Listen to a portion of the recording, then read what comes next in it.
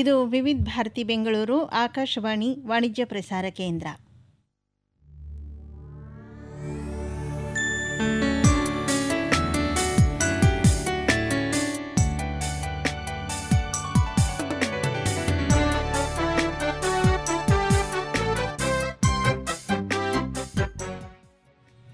ಮಿಶ್ರ ಮಾಧುರ್ಯ.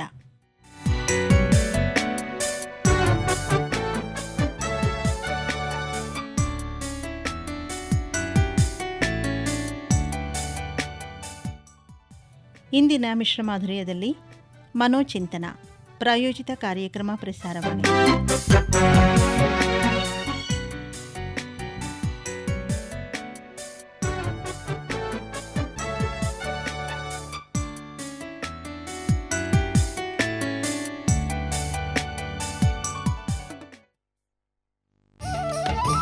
ರಮಣ, ಬ್ಯಾಂಕಲ್ಲಿ ನಾನು ತಗೊಂಡು ಸಾಲ ತೀರಿಸ್ದೆ, ಬಡ್ಡಿ ಬೆಳೆದಿಂತೈತೆ. ಆ ಸಾಲ ಯಾವಾಗ ತೀರಿಸ್ತೀನೋ ಏನೋ ಕಣಪ್ಪ. ಸಾಲ ತೀರ್ಸೋದು ತುಂಬಾ ಸುಲಭ ಕಣಣ್ಣ. ಭಾರತ ಸರ್ಕಾರದವರು ಕೃಷಿ ಸಾಲ ಮನ್ನಾ ಮತ್ತು ಸಾಲ ಪರಿಹಾರ ಯೋಜನೆ 2008 ಅಡಿಲಿ ರೈತರಿಗೆ ಅವ್ರ ಸಾಲದ 25% ರಿಯಾಯಿತಿ ಕೊಡ್ತಾರೆ. ಅದಲ್ಲದೆ ಸ್ಟೇಟ್ ಬ್ಯಾಂಕ್ ಆಫ್ ಮೈಸೂರಿನವರು ರೈತರು ಕಟ್ಟಬೇಕಾದ ಸಾಲದ ಭಾಗದಲ್ಲೂ ಕೂಡ ಹೆಚ್ಚಿನ ರಿಯಾಯಿತಿ ಕೊಡ್ತಾರೆ. ಈ ರಿಯಾಯಿತಿ ಜೂನ್ 30ನೇ ತಾರೀಕುವರೆಗೆ ಮಾತ್ರ ಐತೆ. ನಮ್ ಸ್ಟೇಟ್ ಬ್ಯಾಂಕ್ ಆಫ್ ಮೈಸೂರ್ಗ್ ಮೊದ್ಲೋಗಿ ನೀನ್ ಭಾಗದ ಹಣ ಕಟ್ಬಿಡು. ಅಷ್ಟೇ ಅಲ್ಲದೆ ಈಗ ಬೆಳೆ ಬೆಳೆಯೋದಕ್ಕೂ ಬೆಳೆ ಸಾಲನೂ ಸಿಕ್ಕುತ್ತಂತೆ. ಸ್ಟೇಟ್ ಬ್ಯಾಂಕ್ ಆಫ್ ಮೈಸೂರ್, ನಾಳಿನ ಉತ್ತಮ ಭವಿಷ್ಯಕ್ಕಾಗಿ.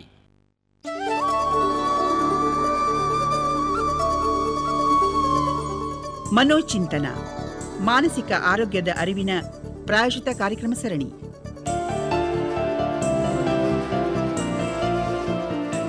ಕಾರ್ಯಕ್ರಮದ ಪ್ರಾಯೋಜಕರು ಕರ್ನಾಟಕ ರಾಜ್ಯ ಮಾನಸಿಕ ಆರೋಗ್ಯ ಪ್ರಾಧಿಕಾರ.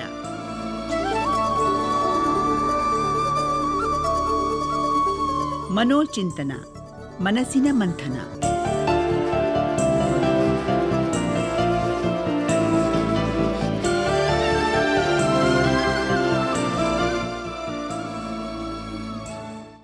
ಮನೋಚಿಂತನ ಕಾರ್ಯಕ್ರಮದ ಶ್ರೋತೃ ಮಿತ್ರರಿಗೆ ನಿಮ್ಮ ರೇಡಿಯೋ ಸಖಿ ಲಲಿತಾ ಸತ್ಯಮೂರ್ತಿಯ ನಮಸ್ಕಾರಗಳು. ಸ್ನೇಹಿತರೆ, ಇವತ್ತಿನ ವಿಷಯವಾಗಿದೆ ಹದಿಹರೆಯದವರ ಮಾನಸಿಕ ಸಮಸ್ಯೆಗಳು. ಈ ಒಂದು ವಿಷಯಕ್ಕೆ ಇವತ್ತು ಉತ್ತಮವಾದ ಮಾಹಿತಿಗಳನ್ನು ತಿಳಿಸ್ಕೊಡೋದಕ್ಕೆ ಸ್ಟುಡಿಯೋಗೆ ಬಂದಿದ್ದಾರೆ ಡಾಕ್ಟರ್ CR ಚಂದ್ರಶೇಖರ್ ಅವರು. ಸರ್ ನಮಸ್ತೆ. ಮತ್ತು ನಮ್ಮ ಈ ಕಾರ್ಯಕ್ರಮಕ್ಕೆ ನಿಮಗೆ ಸ್ವಾಗತವನ್ನು ಕೋರ್ತಾ ಇದ್ದೀನಿ, ನಮ್ಮ ವಿವಿಧ ಭಾರತಿ ಪರವಾಗಿ ಹಾಗೂ ನಮ್ಮ ಶ್ರೋತೃಗಳ ಪರವಾಗಿ. ನಮಸ್ಕಾರ. ನಮಸ್ಕಾರ. ಜೊತೆಗೆ ಪಲ್ಲವಿ ಸಹ ಇವತ್ತು ನಮ್ಮೊಂದಿಗಿದ್ದಾರೆ. ಅವ್ರಿಗೂ ಸಹ ನಿಮ್ಮೆಲ್ಲರ ಪರವಾಗಿ ಮೊದಲಿಗೆ ಸ್ವಾಗತವನ್ನು ಕೋರ್ತಾ ಇದ್ದೀನಿ.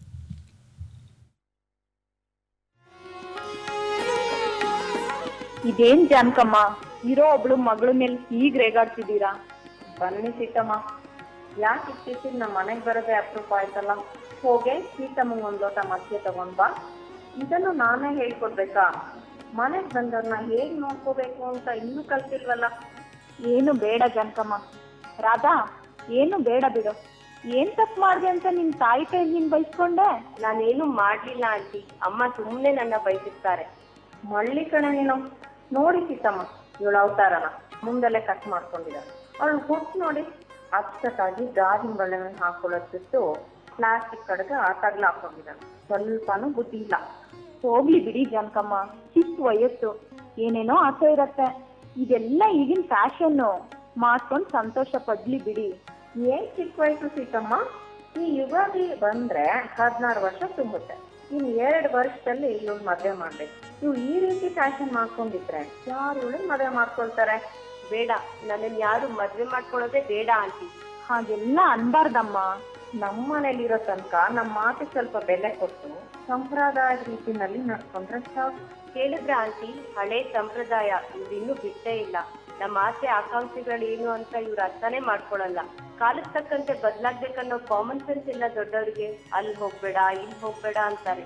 ನನ್ಗಂತೂ ಸಾಕಾಗ್ ಹೋಗಿದ್ಯಪ್ಪ.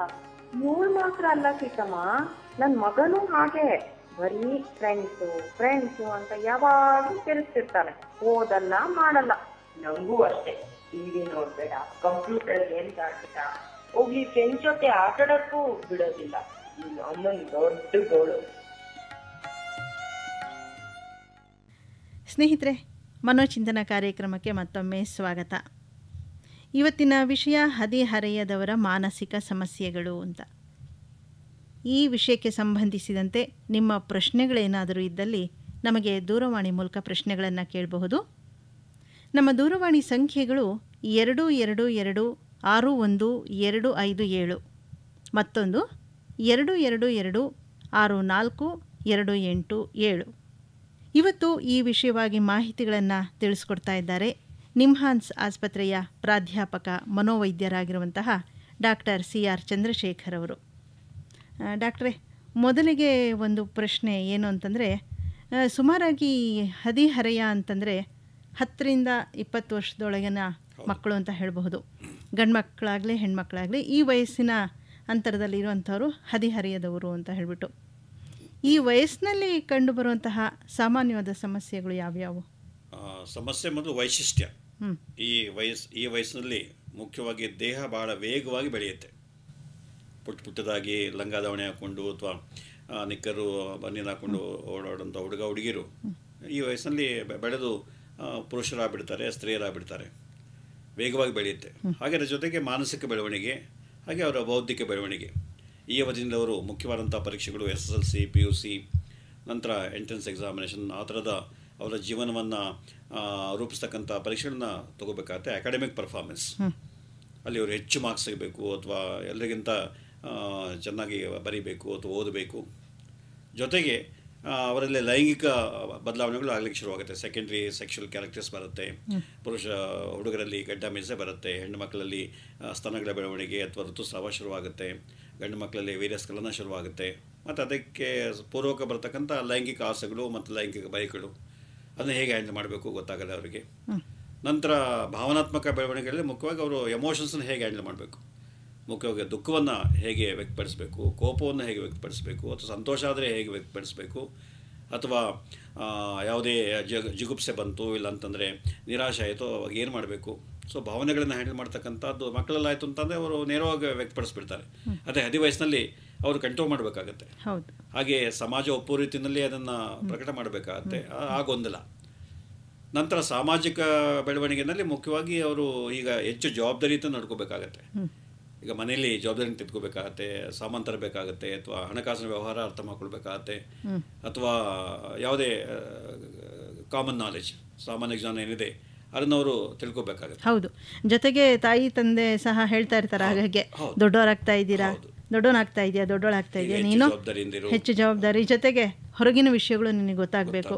ಈ ಸಾಮಾನು ತೊಗೊಂಡ್ಬಾ, ಅದು ತೊಗೊಂಡ್ಬಾ, ಯಾಕೆಂದರೆ ಲೆಕ್ಕಗಳು ಗೊತ್ತಾಗಬೇಕು ನಿನಗೆ ಹೇಗೆ ಏನು ಅಂತ, ಹೊರಗಿನ ಪ್ರಾಪಂಚಿಕ ವ್ಯವಹಾರ ಗೊತ್ತಾಗಬೇಕು ಅಂತ ಹೇಳಿಬಿಟ್ಟು. ಇದು ವೈಶಿಷ್ಟ್ಯ ಇದು. ಹೌದು. ಹಾಗಾಗಿ ಮತ್ತೆ ಸಮಸ್ಯೆಗಳು ಬಂತು ಅಂತಂದರೆ ಅನೇಕ ಸಮಸ್ಯೆಗಳು. ಮುಖ್ಯವಾಗಿ ನೀವು ಬೌದ್ಧಿಕ ಬೆಳವಣಿಗೆ ತೆಗೆದುಕೊಳ್ತು ಅಂತಂದರೆ 15% ಅಥವಾ 20% ಹದಿಹರೆಯದ ಹುಡುಗಿಯರು ಬುದ್ಧಿವಂತರಾಗಿರ್ತಾರೆ. ಅವರ IQ ಚೆನ್ನಾಗಿರುತ್ತೆ, ಮೆದುಳು ಚೆನ್ನಾಗಿ ಬೆಳೆದಿರುತ್ತೆ, 100ಕ್ಕೆ 80, 90, 95 ಮಾರ್ಕ್ಸ್ ತೆಗಿತಾರೆ. 20% ಏನೂ ಸಮಸ್ಯೆ ಇಲ್ಲ. ಇನ್ನು 80% ಮಕ್ಕಳಲ್ಲಿ ಅವರಿಗೆ ಬೌದ್ಧಿಕ ಸಮಸ್ಯೆ, ಕಲಿಯುವ ಸಮಸ್ಯೆ. ಸುಮಾರು 20% ಹದಿಹರೆಯದವರು ಸ್ಲೋ ಲರ್ನರ್ಸ್, ಕಲಿಯೋರು ಹಿಂದೆ ಬೀಳ್ತಾರೆ, ಫೇಲ್ ಆಗ್ತಾರೆ, SSLC ಪಾಸ್ ಮಾಡೋಕ್ಕಾಗಲ್ಲ, PUC ಬರ್ತಾರೆ, PUCನಲ್ಲಿ ಅವರಿಗೆ ಒಳ್ಳೆಯ ಮಾರ್ಕ್ಸ್ ಬರೋದಿಲ್ಲ. ಸೊ ಹಾಗಾಗಿ 20ರಿಂದ 40% ಹದಿಹರೆಯದ ಮಕ್ಕಳು ಈ ಬೌದ್ಧಿಕ ಬೆಳವಣಿಗೆ ಕಾಂಪಿಟೇಷನ್ನಲ್ಲಿ ಹಿಂದುಳಿತಾರೆ ಮತ್ತು ಸಾಕಷ್ಟು ಕೀಳರಿಮೆಯನ್ನು ಬೆಳೆಸ್ಕೊಳ್ತಾರೆ. ಅಥವಾ ಬೇರೆಯವರಿಂದ ಇವನು ಯೂಸಸ್ ಫೆಲೋ, ಇವರು ಏನು ಪ್ರಯೋಜನ ಇಲ್ಲ, ಓದಲ್ಲ, ದಡ್ಡ ಇವನಿಂದ ಏನು ಸಾಧ್ಯ ಇಲ್ಲ, ಅಥವಾ ತಂದೆ ತಾಯಿಗಳೇ ಅವನಿಗೆ ಅವಮಾನ ಮಾಡ್ತಾರೆ. ನೀನು ಹೆತ್ತು ನಾವು ಹಾಳಾಗೋದ್ವಿ, ಅಥವಾ ನಿನ್ನ ಸಾಕಿ ಏನು ಪ್ರಯೋಜನ, ಊಟ ಹಾಕ್ತಿದ್ದೇವೆ, ಬಟ್ಟೆ ತೆತ್ಕೊಳ್ತಾ ಇದ್ದೇವೆ, ನೀನು ಓದಲ್ಲ, ನೀನು ಕಷ್ಟಪಡಲ್ಲ. ಅಥವಾ ಕಷ್ಟಪಡ್ತಾರೆ, ಓದ್ತಾರೆ, ಆದರೆ ಅವರಿಗೆ ಬೌದ್ಧಿಕ ಮಟ್ಟ ಮುಟ್ಲಿಕ್ಕೆ ಆಗೋದಿಲ್ಲ. ಸೊ ಹಾಗಾಗಿ ಅಕಾಡೆಮಿಕ್ ಪರ್ಫಾರ್ಮೆನ್ಸ್ ಬಹಳ ಮುಖ್ಯ ಆಗಿ ಅದರಲ್ಲಿ ಅವರು ಸರಿಯಾಗಿ ಮಾಡಲಿಕ್ಕಾಗಲಿಲ್ಲ ಅಂತಂದರೆ ಅನೇಕ ಸಮಸ್ಯೆಗಳು, ಮುಖ್ಯವಾಗಿ ಅವರು ಕೀಳರಿಮೆ ಬೆಳೆಸ್ಕೊಳ್ತಾರೆ, ಇನ್ಫಿನಿಟಿ ಫೀಲಿಂಗ್ಸ್ ಬೆಳೆಸ್ಕೊಳ್ತಾರೆ, ಮತ್ತು ಮುಖೇಡಿಗಳಾಗ್ತಾರೆ, ಯಾರ ಜೊತೆ ಮಾತಾಡೋದಿಲ್ಲ, ಅಥವಾ ಹಿಂದುಳಿತಾರೆ, ಕಾಂಪಿಟೇಷನ್ಗೆ ಹೋಗೋದಿಲ್ಲ, ಅಥವಾ ಒಂದು ಸಣ್ಣ ಪುಟ್ಟ ಸಮಸ್ಯೆ ಬಂದರೂ ಕೂಡ ಆಕಾಶ ತಲೆ ಮೇಲೆ ಬಿದ್ದೋರಾಗ ಆಡ್ತಾರೆ, ಅಥವಾ ಆತ್ಮಹತ್ಯೆ ಯೋಚನೆ. ಈಗ ಪ್ರಪಂಚದಾದ್ಯಂತ ಹದಿಹರೆಯದ ವಯಸ್ಸಿನ ಹುಡುಗಿಯರಲ್ಲಿ ಆತ್ಮಹತ್ಯೆ ಮಾಡ್ಕೊಳ್ತಕ್ಕಂಥದ್ದು ಅತ್ಯಂತ ಜಾಸ್ತಿ ಆಗ್ತಾಯಿದೆ. ಒಂದು ಸಣ್ಣ ಕಾರಣ ಅಷ್ಟೇ, ಯಾರೋ ನನ್ನ ಬೈದರೂ ಆತ್ಮಹತ್ಯೆ, ಒಂದು ಮಾರ್ಕ್ಸ್ ಕಮ್ಮಿ ಆಯಿತು ಆತ್ಮಹತ್ಯೆ, ಅಥವಾ ನನ್ನ ಗರ್ಲ್ ಫ್ರೆಂಡು 2 ದಿವಸ ನಾನು ಮಾತಾಡ್ತಾ ಇಲ್ಲ ಅದಕ್ಕೆ ಆತ್ಮಹತ್ಯೆ. ಈ ಥರದ ಕ್ಷುಲ್ಲಕ ಕಾರಣಕ್ಕೋಸ್ಕರ ಅಪ್ಸೆಟ್ ಆಗ್ತಕ್ಕಂಥದ್ದು. ಹಾಗೆ ಇಂಟರ್ ಪರ್ಸನಲ್ ರಿಲೇಷನ್ಶಿಪ್ನಲ್ಲಿ ಮುಖ್ಯವಾಗಿ ತಂದೆ ತಾಯಿಗಳಿಂದ ದೂರ ಆಗ್ತಾ ಹೋಗ್ತಾರೆ.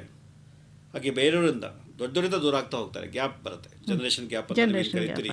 ಇವರು ತಮ್ಮ ವಯಸ್ಸಿನವ್ರ ಜೊತೆ ಚೆನ್ನಾಗಿ ಹೊಂದ್ಕೊಳ್ತಾರೆ ವಿನಃ ತಮಗಿಂತ ಚಿಕ್ಕವ್ರ ಜೊತೆ ಆಗಲಿ, ತಮಗಿಂತ ದೊಡ್ಡವ್ರ ಜೊತೆ ಆಗಲಿ, ಹಿರಿಯರ ಜೊತೆ ಆಗಲಿ ಅವರಿಗೆ ಇಂಟ್ರಾಕ್ಷನ್ಸ್ ಭಾಳ ಕಷ್ಟ ಆಗುತ್ತೆ. ಸೊ ಹಾಗಾಗಿ ಅವರು ಯಾವುದೇ ಮನೆ ಸಮಾರಂಭಗಳಲ್ಲಿ ದೂರ ಉಳಿತಾರೆ. ಹೊರಗಡೆ ಹೋಯ್ತು ಅಂತಂದರೆ ತಮ್ಮ ವಯಸ್ಸಿನ ಜೊತೆ ಸೇರ್ತಾರೆ ವಿನಃ ಬೇರೆಯವ್ರ ಜೊತೆ ಸೇರೋದಿಲ್ಲ.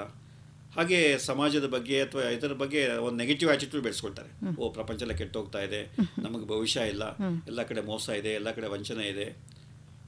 ಮತ್ತು ಅದು ಸರಿಸುಮಾರಿನಲ್ಲಿ ಅವರಿಗೆ ಈ ಮನೋರಂಜನೆ ಬಗ್ಗೆ ಹೆಚ್ಚು ಒಲವು.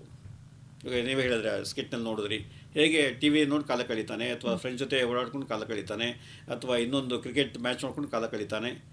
ಅವನಿಗೆ ಸೀರಿಯಸ್ನೆಸ್ಸೇ ಇಲ್ಲ, ಬುದ್ಧಿವಂತ. ಈ ರೀತಿ ಮನೋರಂಜನೆಯಲ್ಲಿ ಹೆಚ್ಚು ಸಮಯವನ್ನು ವ್ಯಯ ಮಾಡ್ತಕ್ಕಂಥದ್ದು.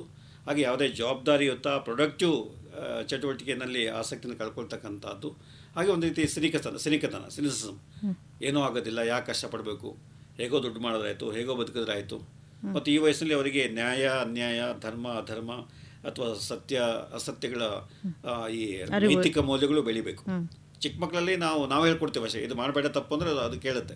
ಅದೇ 5 ವಯಸ್ಸಿನವರಿಗೆ ಯಾಕೆ ತಪ್ಪು, ನೀವ್ಯಾಕೆ ಸರಿ ಅಂತ ಹೇಳ್ತೀರಿ, ಇದಾಕೆ ನಾನು ಮಾಡಬಾರ್ದು, ಯಾಕೆ ಸುಳ್ಳು ಹೇಳ್ಬಾರ್ದು, ಮಾಡಬಾರ್ದು, ಮೋಸ ಮಾಡಿದವರೆಲ್ಲ ದೊಡ್ಡವರಾಗ್ತಿದ್ದಾರೆ, ಸತ್ಯ ಹೇಳಿದವರೆಲ್ಲ ಕಷ್ಟಪಡ್ತಾರೆ, ನಾನಾಗಿ ಸತ್ಯ ಹೇಳಬೇಕು. ಈ ಥರ ಪ್ರಶ್ನೆಗಳು ಬಂದಾಗ ಅವರಿಗೆ ತಮ್ಮ ನೈತಿಕ ಮೌಲ್ಯಗಳು ಅಥವಾ ಮಾರಲ್ ಸ್ಟ್ಯಾಂಡರ್ಡ್ ಏನಿದೆ ಅದನ್ನು ಬೆಳೆಸ್ಕೊಳ್ಳೋದ್ರಲ್ಲಿ ಅವರಿಗೆ ಸಾಕಷ್ಟು ಈಗಿನ 10 ವಯಸ್ಸಿನ ಮಕ್ಕಳಿಗೆ ಭಾಳ ಕಷ್ಟ ಆಗ್ತಾಯಿದೆ.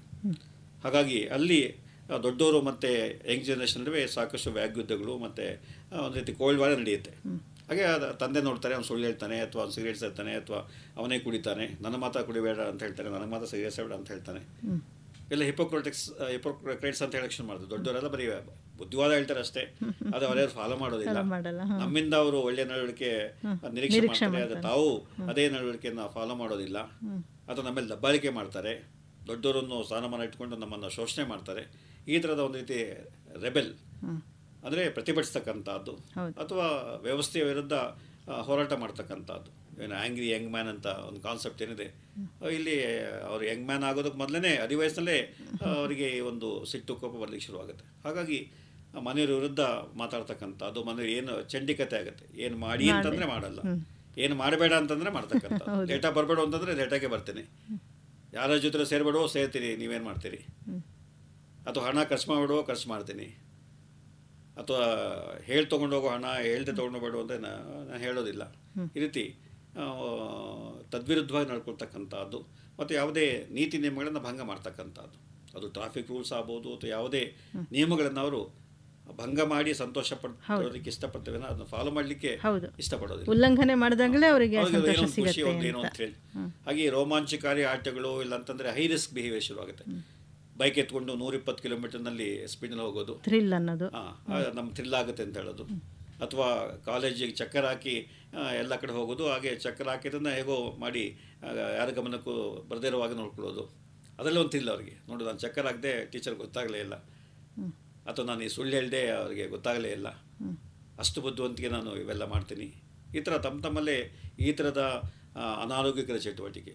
ಹಾಗೆ ಈ ಸಮಯದಲ್ಲಿ ಅವರಿಗೆ 10 ವಯಸ್ಸಿನಲ್ಲೇ ಎಲ್ಲ ದುಶ್ಚಟಗಳು ಈಗಲೇ ಶುರುವಾಗೋದು. ಅದು ಸ್ಮೋಕಿಂಗಿಂದ ಶುರುವಾಗುತ್ತೆ.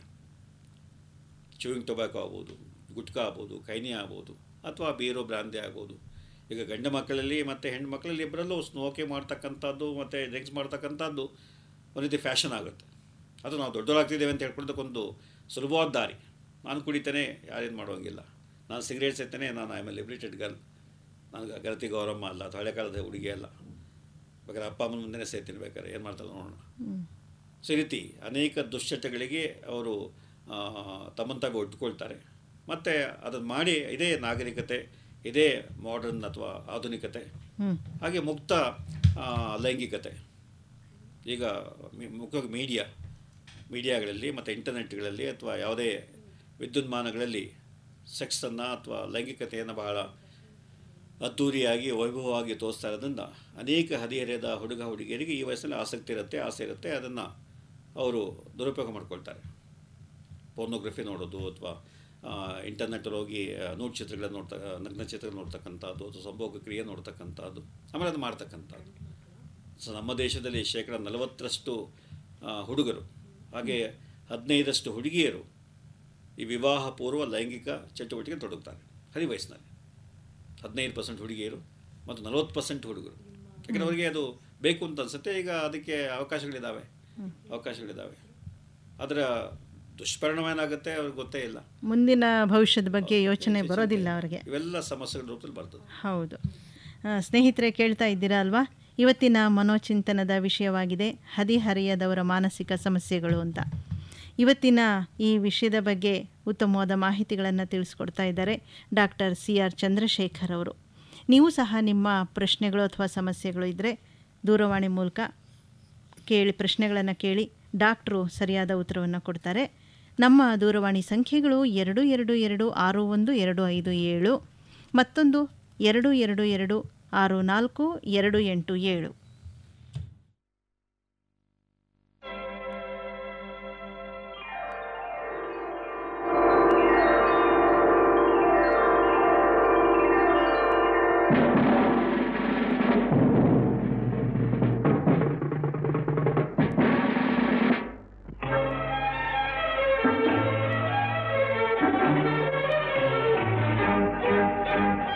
ಕುಣಿದಾಡುವ ಬಯಸಿದು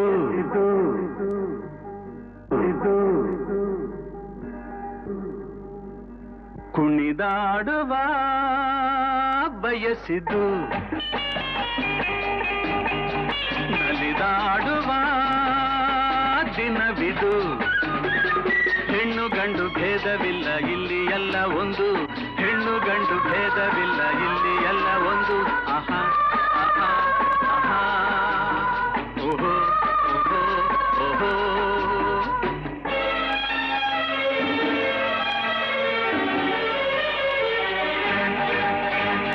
ಕಾಲೇಜಲ್ಲಿ ಓದೋವರೆಗೂ ಒಳ್ಳೆ ಹ್ಯಾಪಿ ಲೈಫ್.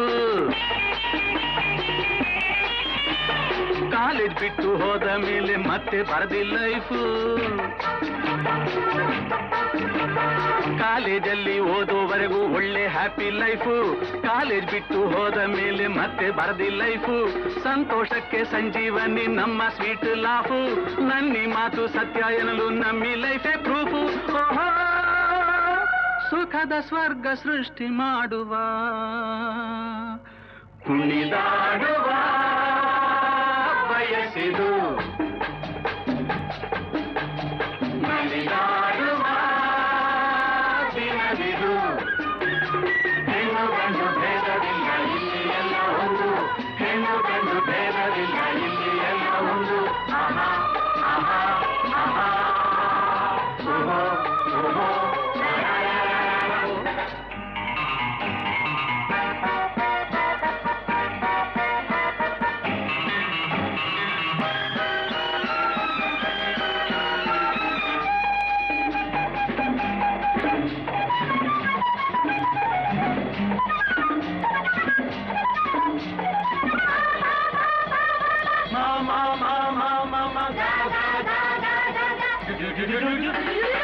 ಒಂದೇ ಕೈಯ ಬೀಸಿ ನೋಡು ಸದ್ದು ಕೇಳತ್ತೇನು, ಒಂದೇ ಕೈಯ ಬೀಸಿ ನೋಡು ಸದ್ದು ಕೇಳುತ್ತೇನು.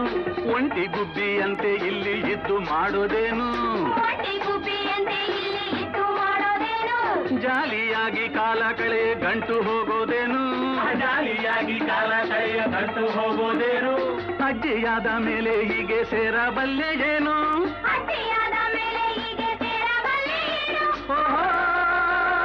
ಜಗವ ಮರೆವ ಸುಖವ ಹೊಂದುವ ಕುಣಿದಾಡುವ ಬಯಸಿದು ನಲಿದಾಡುವ ದಿನವಿದು.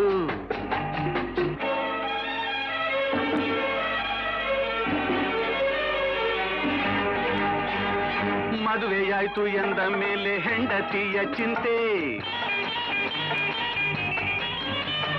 ಮಕ್ಕಳಾಯಿತೆಂದ ಮೇಲೆ ಸಂಸಾರವೇ ಸಂತೆ.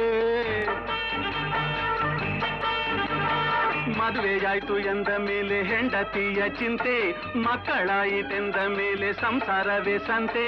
ಮುಪ್ಪಿನಲ್ಲಿ ಹಳೆಯ ನೆನಪು ಕಾಡಿ ತಿನ್ನತ್ತಂತೆ, ಯೌವನವೇ ಬಾಳಿನಲ್ಲಿ ಗೋಲ್ಡನ್ ಏಜಂತೆ. ಓಹೋ ಹರುಷದಲೆಯ ಮೇಲೆ ತೇಲುವ ಕುಣಿದಾಡುವ ಕನಸಿದು ನಲಿದಾಡುವ ದಿನವಿದು ಹೆಣ್ಣು ಗಂಡು ಭೇದವಿಲ್ಲ ಇಲ್ಲಿ ಎಲ್ಲ ಒಂದು ಹೆಣ್ಣು ಗಂಡು ಭೇದವಿಲ್ಲ ಇಲ್ಲಿ ಎಲ್ಲ ಒಂದು ಆಹಾ ಆಹಾ ಆಹಾ ಓಹೋ ಓಹೋ ಓಹೋ ಲಲಾ ಲಲಾ ಲಲಾ ಅರಳಲಿ ಮೊಗ್ಗೊಂದು ತಾಯ ಮಡಿಲಿರಲಿ ತರಲಿ ಕಂದನಾದ ಸುಲಭ ಜೀವಕ್ಕೆ ಚೈತನ್ಯ ಅರಳಲಿ ಚೈತನ್ಯದ ಚಿಲುಮೆ ರಾಷ್ಟ್ರೀಯ ಗ್ರಾಮೀಣ ಆರೋಗ್ಯ ಅಭಿಯಾನದ ಯೋಜನೆಗಳ ಚಿಲುಮೆ ನಿಮ್ಮ ಮನೆಯ ಅಂಗಳದಲ್ಲಿ ಸೋಮವಾರದಿಂದ ಬುಧವಾರದವರೆಗೆ ವಿವಿಧ ಭಾರತೀಯ ಮಿಶ್ರ ಮಾಧುರ್ಯದಲ್ಲಿ ಸಂಜೆ 4:30ಕ್ಕೆ. ಈ ಕಾರ್ಯಕ್ರಮದ ಪ್ರಾಯೋಜಕರು ಕರ್ನಾಟಕ ರಾಜ್ಯ ಆರೋಗ್ಯ ಮತ್ತು ಕುಟುಂಬ ಕಲ್ಯಾಣ ನಿರ್ದೇಶನಾಲಯ. ಚೈತನ್ಯದ ಚಿಲುಮೆ.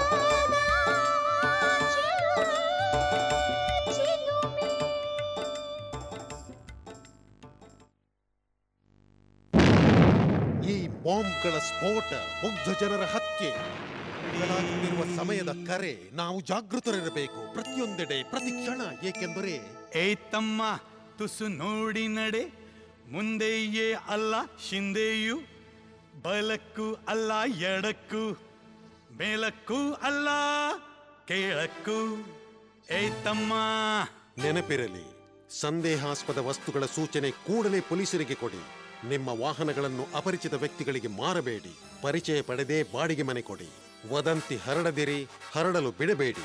ಇದು ಭಯೋತ್ಪಾದನೆ ವಿರುದ್ಧದ ಸಮರ. ಇದರಲ್ಲಿ ಭಾರತೀಯರಾದ ಪ್ರತಿಯೊಬ್ಬರು ಯೋಧರು. ಸ್ನೇಹಿತರೆ, ಮನೋಚಿಂತನ ಕಾರ್ಯಕ್ರಮವನ್ನು ಕೇಳ್ತಾ ಇದ್ದೀರಾ. ಡಾಕ್ಟರ್ ಚಂದ್ರಶೇಖರ್ ಅವರು ಇವತ್ತು ನಮ್ಮೊಂದಿಗಿದ್ದಾರೆ.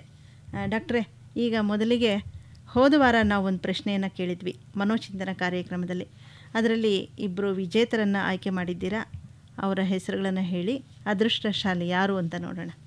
ಸೊ ಕಳೆದ ವಾರದ ಪ್ರಶ್ನೆ, ದುಶ್ಚಟಗಳನ್ನು ತಡೆಗಟ್ಟಬಹುದೇ, ಹೌದೇ ಅಥವಾ ಅಲ್ಲವೇ? ಸರಿಯಾದ ಉತ್ತರ ಹೌದು, ತಡೆಗಟ್ಟಬಹುದು. ಇಲ್ಲಿ ಇಬ್ಬರು ವಿಜೇತರನ್ನು ಆಯ್ಕೆ ಮಾಡಲಾಗಿದೆ. ಒಬ್ಬರು ಸುಂದರಮೂರ್ತಿ ಅಂತ, ಅವರ ಫೋನ್ ನಂಬರ್ 9945531680. ಇನ್ನೊಬ್ಬರು ಹೆಸರು ಕೊಟ್ಟಿಲ್ಲ, ಬರೀ ನಂಬರ್ ಮಾತ್ರ ಕೊಟ್ಟಿದ್ದಾರೆ. 9986637623. ವಿಜೇತರಿಗೆ ನಮ್ಮ ಕಡೆಯಿಂದ ಅಭಿನಂದನೆಗಳು. ಧನ್ಯವಾದಗಳು. ಈ ಥರದ ಕಾರ್ಯಕ್ರಮಗಳಲ್ಲಿ ಹೆಚ್ಚು ಹೆಚ್ಚು ಭಾಗವಹಿಸಿ. ಹೌದು ಸ್ನೇಹಿತರೆ, ಈ ವಾರವೂ ಸಹ ಕೊನೆಯಲ್ಲಿ ಪ್ರಶ್ನೆಗಳಿರುತ್ತೆ. ಇಬ್ಬರು ವಿಜೇತರಿಗೆ ಬಹುಮಾನವನ್ನು ಸಹ ನೀಡಲಾಗುತ್ತೆ. ಇನ್ನು ಇವತ್ತಿನ ವಿಷಯಕ್ಕೆ ಬಂದರೆ ಡಾಕ್ಟ್ರೇ, ಈ ಹದಿಹರೆಯದವರ ಮಾನಸಿಕ ಸಮಸ್ಯೆಗಳು ಅಂತ ಹೇಳ್ಬಿಟ್ಟು ಈ ವಿಷಯವಾಗಿ ಯಲಹಂಕದಿಂದ ರಾಮಚಂದ್ರ ಅಂತ ಇವರೊಬ್ಬರು ಫೋನ್ ಮಾಡಿದ್ದಾರೆ. ಇವರು ಕೇಳ್ತಾ ಇದ್ದಾರೆ, ಇವರಿಗೆ 16 ವರ್ಷದ ಒಬ್ಬ ಗಂಡು ಮಗ ಇದ್ದಾನಂತೆ. ಅವನು ಮಾತಿಗೆ ಮುಂಚೆ ಅಳೋದಕ್ಕೆ ಶುರು ಮಾಡ್ತಾನಂತೆ, ಏನು ಮಾತಾಡಿಸಿದ್ರು. ಈ ವಯಸ್ಸಿನಲ್ಲಿ ಹೀಗೆ ಸಾಧ್ಯವೇ? ಯಾಕೆ ಹೀಗೆ ಮಾಡ್ತಾ ಇದ್ದಾನೆ ಅಂತ ಇವರು ಕೇಳ್ತಾ ಇದ್ದಾರೆ. ಈ ವಯಸ್ಸಿನಲ್ಲಿ ಅತಿ ಸಾಮಾನ್ಯವಾಗಿ ಕಂಡುಬರ್ತಕ್ಕಂಥ ಮಾನಸಿಕ ತೊಂದರೆ ಅಂತಂದರೆ ಅಥವಾ ಕಾಯಿಲೆ ಅಂತಂದರೆ ಖಿನ್ನತೆ, ಡಿಪ್ರೆಷನ್ ಅಂತ ಹೇಳ್ತೇವೆ. ಈ ಡಿಪ್ರೆಷನ್ ಬಂದಾಗ ಅವರಿಗೆ ಎಲ್ಲವೂ ಅವರಿಗೆ ಬರೀ ದುಃಖವೇ, ಎಲ್ಲ ಕಡೆ ಬೇಸರವೇ, ಯಾವುದೋ ಅವ್ರಿಗೆ ಒಳ್ಳೇದು ಕಾಣೋದಿಲ್ಲ, ಒಳ್ಳೇದಾಗುತ್ತೆ ಅಂತ ಅನಿಸೋದಿಲ್ಲ, ಸಣ್ಣ ಪುಟ್ಟ ನಿರಾಶೆಗಳನ್ನು ತಡ್ಕೊಳ್ಳೋ ಶಕ್ತಿ ಇರೋದಿಲ್ಲ, ಅಳತಕ್ಕಂಥದ್ದು, ಇಲ್ಲಂತಂದರೆ ನಿರಾಶೆಯನ್ನು ವ್ಯಕ್ತಪಡಿಸ್ತಕ್ಕಂಥದ್ದು, ಎಲ್ಲದರ ಆಸಕ್ತಿಯನ್ನು ಕಳ್ಕೊಳ್ತಕ್ಕಂಥದ್ದು ಇದ್ದರೆ ಇಲ್ಲ, ಊಟ ಸರಿಯಾಗಿಲ್ಲ, ಅಥವಾ ನಾನು ಹೇಳಿದಾಗ ಕೊನೆಯಲ್ಲಿ ಆತ್ಮಹತ್ಯೆ ಯೋಚನೆಗಳು. ಈ ರೀತಿ ಡಿಪ್ರೆಷನ್ಗೆ ಒಳಗಾದಂಥ ಅನೇಕ ಹರಿಹರಿಯದ ಹುಡುಗ ಹುಡುಗಿಯರು ಆ ಡಿಪ್ರೆಷನ್ಗೆ ಯಾವುದೇ ನಿರಾಶೆ ಕಾರಣ ಆಗ್ಬೋದು. ಅಕಾಡೆಮಿಕ್ ಫೇಲ್ಯೂರ್ ಆಗ್ಬೋದು, ಅಥವಾ ಹಣಕಾಸಿನ ಸಮಸ್ಯೆ ಆಗ್ಬೋದು, ತಂದೆ ತಾಯಿಗಳ ಪ್ರೀತಿ ಕಮ್ಮಿ ಅಂತ ಅನಿಸ್ಬೋದು, ಸ್ನೇಹಿತರ ಒಲವು ಒತ್ತಾಸ ಇಲ್ಲದೇ ಇರ್ತಕ್ಕಂಥದ್ದಾಗ್ಬೋದು, ಅಥವಾ ಇನ್ಯಾವುದೇ. ಹಾಗಾಗಿ ಖಿನ್ನತೆಗೆ ಒಳಗಾದಂಥ ಹುಡುಗ ಹುಡುಗಿಯರು ಈ ಥರ ಸ್ವಲ್ಪಕ್ಕೆ ಅಳತಕ್ಕಂಥದ್ದು ಅಥವಾ ತುಂಬ ಹೊತ್ತು ದುಃಖವನ್ನು ವ್ಯಕ್ತಪಡಿಸ್ತಕ್ಕಂಥದ್ದು.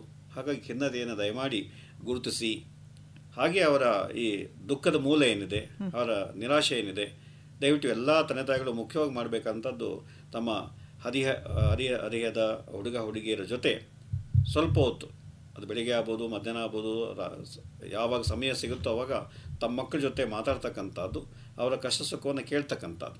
ಯಾಕಂದ್ರೆ ಮಕ್ಕಳ ಜೊತೆ ನಾವು ಮಾತಾಡ್ತೇವೆ ಸಣ್ಣವರಾಗಿದ್ದಾಗ, ಆಮೇಲೆ ಬೆಳೀತಾ ಇದ್ದಾಗೆ ನಮ್ಮಿಂದ ಅವ್ರು ದೂರ ಆಗ್ತಾರೆ, ನಾವು ಅವರಿಂದ ದೂರ ಆಗ್ಬಿಡ್ತೇವೆ. ಅದಕ್ಕಾಗಿ ಒಂಟಿತನ ಅನ್ಸುತ್ತೆ. ಹಾಗಾಗಿ ಅವರಿಗೆ ತಮ್ಮ ನೋವುಗಳನ್ನ ಹೇಳ್ಕೊಳ್ಳೋದಕ್ಕೆ ವೇದಿಕೆ ಇರೋದಿಲ್ಲ ಅಥವಾ ಜನ ಇರೋದಿಲ್ಲ. ಮತ್ತು ಈಗ ಮೊದಲು ಜಾಯಿಂಟ್ ಫ್ಯಾಮಿಲಿನಲ್ಲಿ ಯಾರೋ ಅಜ್ಜಿನೋ ದೊಡ್ಡಮ್ಮನೋ ಚಿಕ್ಕಮ್ಮನೋ ಯಾರೋ ಒಬ್ರು ಮಾತಾಡೋಕೆ ಸಿಗೋರು, ಈಗ ಯಾರೂ ಇಲ್ಲ. ಅಪ್ಪ ಅವನು ಬ್ಯುಸಿ ಇದ್ದಾನೆ, ಅಮ್ಮ ಆಕೆ ಬ್ಯುಸಿ ಇದ್ದಾಳೆ, ಅನೇಕ ಮಕ್ಕಳು ವಾಪಸ್ ಬಂದರೆ ಮನೇಲಿ ಯಾರೂ ಇರಲ್ಲ. ಹಾಗಾಗಿ ಈ ಒಂಟಿತನ, ಹಾಗೆ ಆತ್ಮೀಯವಾಗಿ ಮಾತಾಡ್ತಕ್ಕಂಥ ಜನ ಅವರ ಸಿಗೋದಿಲ್ಲ. ಅದರಿಂದ ಎಲ್ಲ ತಂದೆ ತಾಯಿಗಳು, ಮುಖ್ಯವಾಗಿ ಶಿಕ್ಷಕರು, ನಂತರ ಮಗುವನ್ನು ನೋಡ್ಕೊಳ್ತಕ್ಕಂಥ ವ್ಯಕ್ತಿಗಳು ಆ ಮಕ್ಕಳ ಜೊತೆ ಮಾತಾಡ್ತಕ್ಕಂಥದ್ದು. ನಿನ್ನ ಆಸೆ ಏನು, ಏನು ನಿರಾಶೆ ಆಯಿತು, ನಿನ್ನ ಕಷ್ಟ ಏನು, ಇವತ್ತೇನು ತೊಂದರೆ ಆಯಿತು, ಯಾರು ನಿನಗೆ ಅವಮಾನ ಮಾಡಿದ್ರು, ಏನು ನಿನ್ನ ಆಸೆಗಳು ಪೂರೈಕೆ ಆಗಲಿಲ್ಲ ಅಂತ ಕೇಳ್ತಕ್ಕಂಥದ್ದು. ಅವರಿಗೆ ಭಾವನೆಗಳನ್ನು ವ್ಯಕ್ತಪಡಿಸೋದಕ್ಕೆ ಮುಖ್ಯವಾಗಿ ಮಾತಿನ ಮುಖಾಂತರ. ಯಾಕೆಂದರೆ ಭಾವನೆಗಳು ಎದೆಲ್ಲ ಬಚ್ಚಿಟ್ಕೊಳ್ತೇವೆ, ಮುಖ್ಯವಾಗಿ ಹದಿವಯಸ್ಸಿನವರು ಹೇಳ್ಕೊಳ್ಳೋದಿಲ್ಲ. ಅದು ಹೇಳ್ಕೊಳ್ಳೋದಕ್ಕೆ ಅವಕಾಶ ಕೊಡ್ತು ಅಂತಂದರೆ ಅದು ಕೋಪ ಆಗಲಿ ಅಥವಾ ದುಃಖ ಆಗಲಿ ಅಥವಾ ಭಯ ಆಗಲಿ ಈಚೆ ಬರುತ್ತೆ. ಈಚೆ ಬಂದಾಗ ಮನಸ್ಸು ಹಗುರ ಆಗುತ್ತೆ. ಅವ್ರು ಹೇಳ್ಕೊಂಡಾಗ ಸಮಸ್ಯೆ ಕೂಡ ಈಚೆ ಬರ್ತದೆ. ಹಾಗಾದರೆ ತಂದೆಗಳು ತಮ್ಮ ಸಾಮಾನ್ಯ ಜ್ಞಾನವನ್ನು ಉಪಯೋಗಿಸಿ ಇದು ಹಾಗಲ್ಲ ಹೇಗೆ, ಅಥವಾ ಮಕ್ಕಳಿಗೆ ಸಹನೆಯನ್ನು ಕಲಿಸಬೇಕಾಗತ್ತೆ. ಯಾಕೆಂದರೆ ಆಸೆಗಳು 108 ಇರುತ್ತೆ, 1000 ಇರುತ್ತೆ. ಎಲ್ಲ ಆಸೆಗಳು ಪೂರೈಕೆ ಆಗೋದಿಲ್ಲ, ಅಥವಾ ಬೇರೆ ಜೊತೆ ಕಂಪೇರ್ ಮಾಡ್ಕೊಳ್ತಾರೆ. ಅವನ ಹತ್ರ ಅದಿದೆ, ಅವರು ಅಷ್ಟು ಚೆನ್ನಾಗಿದ್ದಾರೆ, ನಾವು ಇಷ್ಟು ಚೆನ್ನಾಗಿಲ್ವೇ ಅಂತ. ಹಾಗಾಗಿ ಅವರಿಗೆ ಅನೇಕ ಬೇಕುಗಳಿರುತ್ತೆ, ಅನೇಕ ಬೇಡಗಳಿರುತ್ತೆ. ಆ ಬೇಕುಗಳಲ್ಲಿ ಯಾವುದನ್ನು ಪೂರೈಸ್ಕೊಳ್ಬೋದು, ಬೇಡಗಳಲ್ಲಿ ಯಾವುದನ್ನು ಗಮನ ಕೊಡ್ಬೋದು, ಅದನ್ನು ಹೇಳ್ತಕ್ಕಂಥದ್ದು ಮುಖ್ಯ. ಹಾಗೆ ಅವರಿಗೆ ಈ ದುಃಖವನ್ನು ಅಥವಾ ಯಾವುದೇ ಭಾವನೆಯನ್ನು ಹೇಳ್ಕೊಳ್ಳೋದಕ್ಕೆ ಅವಕಾಶ, ದೇ ಶುಡ್ ವೆಂಟಿಲೇಟ್. ಅದಾದಾಗ ಅವಕಾಶ ಮಾಡಿಕೊಡ್ಬೇಕು. ಆಮೇಲೆ ಆಗುವ ಅಗತ್ಯ ಬಿತ್ತು ಅಂತಂದರೆ, ಈಗ ಇಡೀ ಕರ್ನಾಟಕದಲ್ಲಿ ಎಲ್ಲ ಜಿಲ್ಲಾ ಕೇಂದ್ರಗಳಲ್ಲಿ ಮನೋವಿದ್ರಿದ್ದಾರೆ, ಮನಃಶಾಸ್ತ್ರ ಓದಿರ್ತಕ್ಕಂಥ ತಜ್ಞರಿದ್ದಾರೆ. ಅವರಲ್ಲಿಗೆ ಈ ಮಕ್ಕಳನ್ನು ಕರ್ಕೊಂಡೋಗಿ ಸ್ವಲ್ಪ ಕೌನ್ಸಿಲಿಂಗ್ ಅಂದರೆ ಆಪ್ತ ಸಲಹೆ ಸಮಾಧಾನವನ್ನು ನೀಡ್ತಕ್ಕಂಥದ್ದು. ಹಾಗೆ ಅವರ ಹಾಬೀಸ್, ಮುಖ್ಯವಾಗಿ ಹವ್ಯಾಸಗಳು, ಅದು ಸಂಗೀತ ಆಗ್ಬೋದು, ಸಾಹಿತ್ಯ ಆಗ್ಬೋದು, ಅಥವಾ ನೃತ್ಯ ಆಗ್ಬೋದು, ಅನೇಕ ಹವ್ಯಾಸಗಳನ್ನು ಮಾಡೋದಕ್ಕೆ ಅವಕಾಶ ಕೊಡಿ. ಇಲ್ಲಾಂದ್ರೆ ಬರೀ ಟಿ ವಿ ನೋಡ್ತಾ ಕೂತಿರ್ತಾರೆ ಅಷ್ಟೇ. ಅದೇನು ಅವ್ರಿಗೆ ಯಾವುದೇ ಸೃಜನಶೀಲ ಚಟುವಟಿಕೆ ಇಲ್ಲ ಅದು. ಹಾಗಾಗಿ ತಾವೇ ಮಾಡಿ ಸಂತೋಷ ಪಡ್ತಕ್ಕಂಥ ಈ ಕಲಾತ್ಮಕ ಚಟುವಟಿಕೆಗಳಲ್ಲಿ ಭಾಗವಹಿಸಲು ಮಾಡಿ, ಆಗ ಅವರ ಭಾವನೆಗಳೆಲ್ಲವೂ ಈಚೆ ಬರುತ್ತೆ. ಈ ಥರ ಒಬ್ಬರೇ ಕೂತ್ಕೊಂಡು ಆಡೋದಾಗಲಿ, ಸೆಟ್ ಮಾಡೋದಾಗಲಿ ಅವೆಲ್ಲ ಕಮ್ಮಿ ಆಗ್ತಾ ಹೋಗುತ್ತೆ. ಇನ್ನು ಬಾಗಲಕೋಟೆಯಿಂದ ಮಹಾನಂದ ಅವರು ಕೇಳ್ತಾ ಇದ್ದಾರೆ, ಓದೋದಕ್ಕೆ ಆಗ್ತಾ ಇಲ್ಲ, ತಲೆನೋವು, ನಿದ್ದೆ ಬರುತ್ತೆ, ಸುಸ್ತಾಗುತ್ತೆ, ರಾತ್ರಿ ಬೇಗ ಮಲಗೋದು, ಬೆಳಗ್ಗೆ ಲೇಟಾಗಿ ಹೇಳೋದು, ಕಾಲೇಜಿಗೆ ಹೋಗೋದಕ್ಕೆ ಬೇಜಾರು, ಈ ಥರ ಸಮಸ್ಯೆ ಇದ್ದರೆ ಏನು ಮಾಡಬೇಕು? ಸೊ ಇಲ್ಲಿ ಮುಖ್ಯವಾಗಿ ನಮ್ಮ ಎಲ್ಲ ಹದಿಹರೆಯದ ವಿದ್ಯಾರ್ಥಿಗಳು ಅಧ್ಯಯನ ಮಾಡಲಿಕ್ಕೆ ಒಂದು ಸೂಕ್ತವಾದ ಸಮಯವನ್ನು, ಸೂಕ್ತವಾದ ಜಾಗವನ್ನು ಆಯ್ಕೆ ಮಾಡಿಕೊಳ್ಬೇಕು. ಯಾಕೆಂದರೆ ಮನಸ್ಸು ನಿರಾಶೆ ಆಗಿದ್ದಾಗ, ಮನಸ್ಸು ನೆಮ್ಮದಿ ಇಲ್ಲದಿದ್ದಾಗ, ಅಥವಾ ವಾತಾವರಣದಲ್ಲಿ ಸಾಕಷ್ಟು ಪ್ರಚೋದನೆ ಅಥವಾ ಆಕರ್ಷಣೆ ವಿಕರ್ಷಣೆಯಿಂದ ಓದೋಕೆ ಕೂತ್ಕೊಂತು ಅಂತಂದರೆ ಶ್ರಮ ಆಗುತ್ತೆ. ಸುಮ್ಮನೆ ಗಂಟೆಗಟ್ಟಲೆ ಓದೋದ್ರ ಪ್ರಯೋಜನ ಇಲ್ಲ. ಹಾಗಾಗಿ ಓದುವುದಕ್ಕೆ, ಅಧ್ಯಯನ ಮಾಡಲಿಕ್ಕೆ ನಿರ್ದಿಷ್ಟ ಸಮಯ, ನಿರ್ದಿಷ್ಟ ಜಾಗ, ಮತ್ತು ಅರ್ಧ ಗಂಟೆ ಓದೋದನ್ನು ಮನನ ಮಾಡ್ತಕ್ಕಂಥದ್ದು, ಬರೀತಕ್ಕಂಥದ್ದು. ಅನೇಕ ವಿದ್ಯಾರ್ಥಿಗಳು ಬರೀ ಓದ್ತಾ ಹೋಗ್ತಾರೆ ಅಷ್ಟೇ, ಗಂಟೆಗಟ್ಟಲೆ. ಅಂದರೆ ಶ್ರಮ ಆಗುತ್ತೆ, ಕಣ್ಣೂರಿ ಬರ್ತದೆ, ಅಥವಾ ಏಕಾಗ್ರತೆ ಕಮ್ಮಿ ಆಗಿಬಿಡುತ್ತೆ. ಹಾಗಾಗಿ ಓದೋದನ್ನು ಬರೀತಕ್ಕಂಥದ್ದು, ಬರೆದದ್ದನ್ನು ಮತ್ತೆ ಮತ್ತೆ ನೆನೆಸ್ಕೊಳ್ಬೇಕು. ಹಾಗೆ ನೆನೆಸ್ಕೊಂಡಿದ್ದನ್ನು ಪ್ರಶ್ನೋತ್ತರ ರೂಪದಲ್ಲಿ ಬರೀಬೇಕು. ಪ್ರಶ್ನೆಗಳಿಗೆ ಉತ್ತರವನ್ನು ಬರೀತಕ್ಕಂಥ ತಾಲೀಮ್ ಮಾಡ್ತು ಅಂತಂದರೆ, ಹಾಗೆ ತಂದೆ ತಾಯಿಗಳು ಅದನ್ನು ಸೂಪರ್ವೈಸ್ ಮಾಡೋಕ್ಕಾಗುತ್ತೆ. ಎಲ್ಲಪ್ಪ ಇವತ್ತು ನೆನ್ನೆ ಏನು ಓದ್ದೆ, ಇವತ್ತು ಎಷ್ಟು ಜ್ಞಾಪಕ ಇದೆ ಹೇಳಿ ನೋಡೋಣ, ಅಥವಾ ಇವತ್ತು ಕಾಲೇಜಿಂದ ಬಂದಿದೆಯಾ, ಇವತ್ತು ಫಸ್ಟ್ ಪೀರಿಯಡ್ನಲ್ಲಿ ಏನು ಪಾಠ ಆಯಿತು, ಇವತ್ತು ಕೂತ್ಕೊಂಡು ಸ್ವಲ್ಪ ಜ್ಞಾಪಿಸ್ಕೋ, ಎಷ್ಟು ಜ್ಞಾಪಕ ಬರೆದು ನೋಡೋಣ. ಅಂದರೆ ತಂದೆ ತಾಯಿ ಗಮನಿಸ್ತಿದ್ದಾರೆ ಅಂತ ಗೊತ್ತಾಗಬೇಕು ಮಕ್ಕಳಿಗೆ. ಗಮನಿಸೋದೊಂದು, ಜೊತೆಗೆ ಈ ಒಂದು ಅಧ್ಯಯನ ವಿಧಾನ, ಹೌದು, ಇವಾಗ ಸ್ಟಡಿ ಹ್ಯಾಬಿಟ್ಸ್ ಅದನ್ನು ಹೇಳ್ಕೊಡ್ಬೇಕು. ಹಾಗಂದರೆ ಶ್ರಮವಿಲ್ಲದೆ ಓದೋದು ಹೇಗೆ, ಶ್ರಮವಿಲ್ಲದೆ ನೆನಪನ್ನು ಉತ್ತಮ ಕೊಡೋದು ಹೇಗೆ, ಮುಖ್ಯವಾಗಿ ರೀಡ್, ರೈಟ್ ಮತ್ತು ರೀಕಾಲ್. ಓದಬೇಕು, ಓದೋದನ್ನು ಬರೀಬೇಕು, ಬರೆದದನ್ನ ರೀಕಾಲ್ ಮಾಡ್ಕೊಳ್ಬೇಕು. ಆವಾಗ ಅವರ ಏಕಾಗ್ರತೆ ಚೆನ್ನಾಗಿರುತ್ತೆ, ಮತ್ತು ಅವರ ಕೆಪಾಸಿಟಿಗೆ ತಕ್ಕಂತೆ ಅವರು ಮಾರ್ಕ್ಸನ್ನು ತೆಗಿತಾ ಹೋಗ್ತಾರೆ. ಇನ್ನು ಇಲ್ಲಿ MCA ವಿದ್ಯಾರ್ಥಿ ಅಂತೆ ಹುಸೇನ್ ಅಂತ, ಇವರು ಕೇಳ್ತಾ ಇದ್ದಾರೆ, ಮೆಮೊರಿ ಕಡಿಮೆ ಆಗಿದೆ, ಮೊದಲಿನಂತೆ ಜ್ಞಾಪಕ ಶಕ್ತಿ ಇಲ್ಲ, ಓದಿದ್ರು ನೆನಪಿನಲ್ಲಿರೋದಿಲ್ಲ, ಏನು ಪರಿಹಾರ ಇದಕ್ಕೆ ಅಂತ ಇವ್ರು ಕೇಳ್ತಾರೆ. ಈಗ ತಾನೇ ಹೇಳಿದಾಗೆ, ಓದುವಾಗ, ಪಾಠ ಕೇಳುವಾಗ, ಅಧ್ಯಯನ ಮಾಡುವಾಗ ನೀವು ಏಕಾಗ್ರತೆ ಇಲ್ಲ ಅಂತಂದರೆ ಏನೂ ರೆಕಾರ್ಡ್ ಆಗಲ್ಲ. ಹಾಗೆ ಓದುವಾಗ, ಅಧ್ಯಯನ ಮಾಡುವಾಗ ನಿಮ್ಮ ಮನಸ್ಸು ಪ್ರಕ್ಷುಬ್ಧವಾಗಿದೆ, ಮನಸ್ಸಲ್ಲಿ ಸಿಟ್ಟಿದೆ, ಮನಸ್ಸಲ್ಲಿ ಬೇಸರ ಇದೆ, ಮನಸ್ಸಲ್ಲಿ ಭಯ ಇದೆ ಅಂತಂದರೆ ಪುನಃ ಓದಿದ್ದು ರೆಕಾರ್ಡ್ ಆಗೋದಿಲ್ಲ.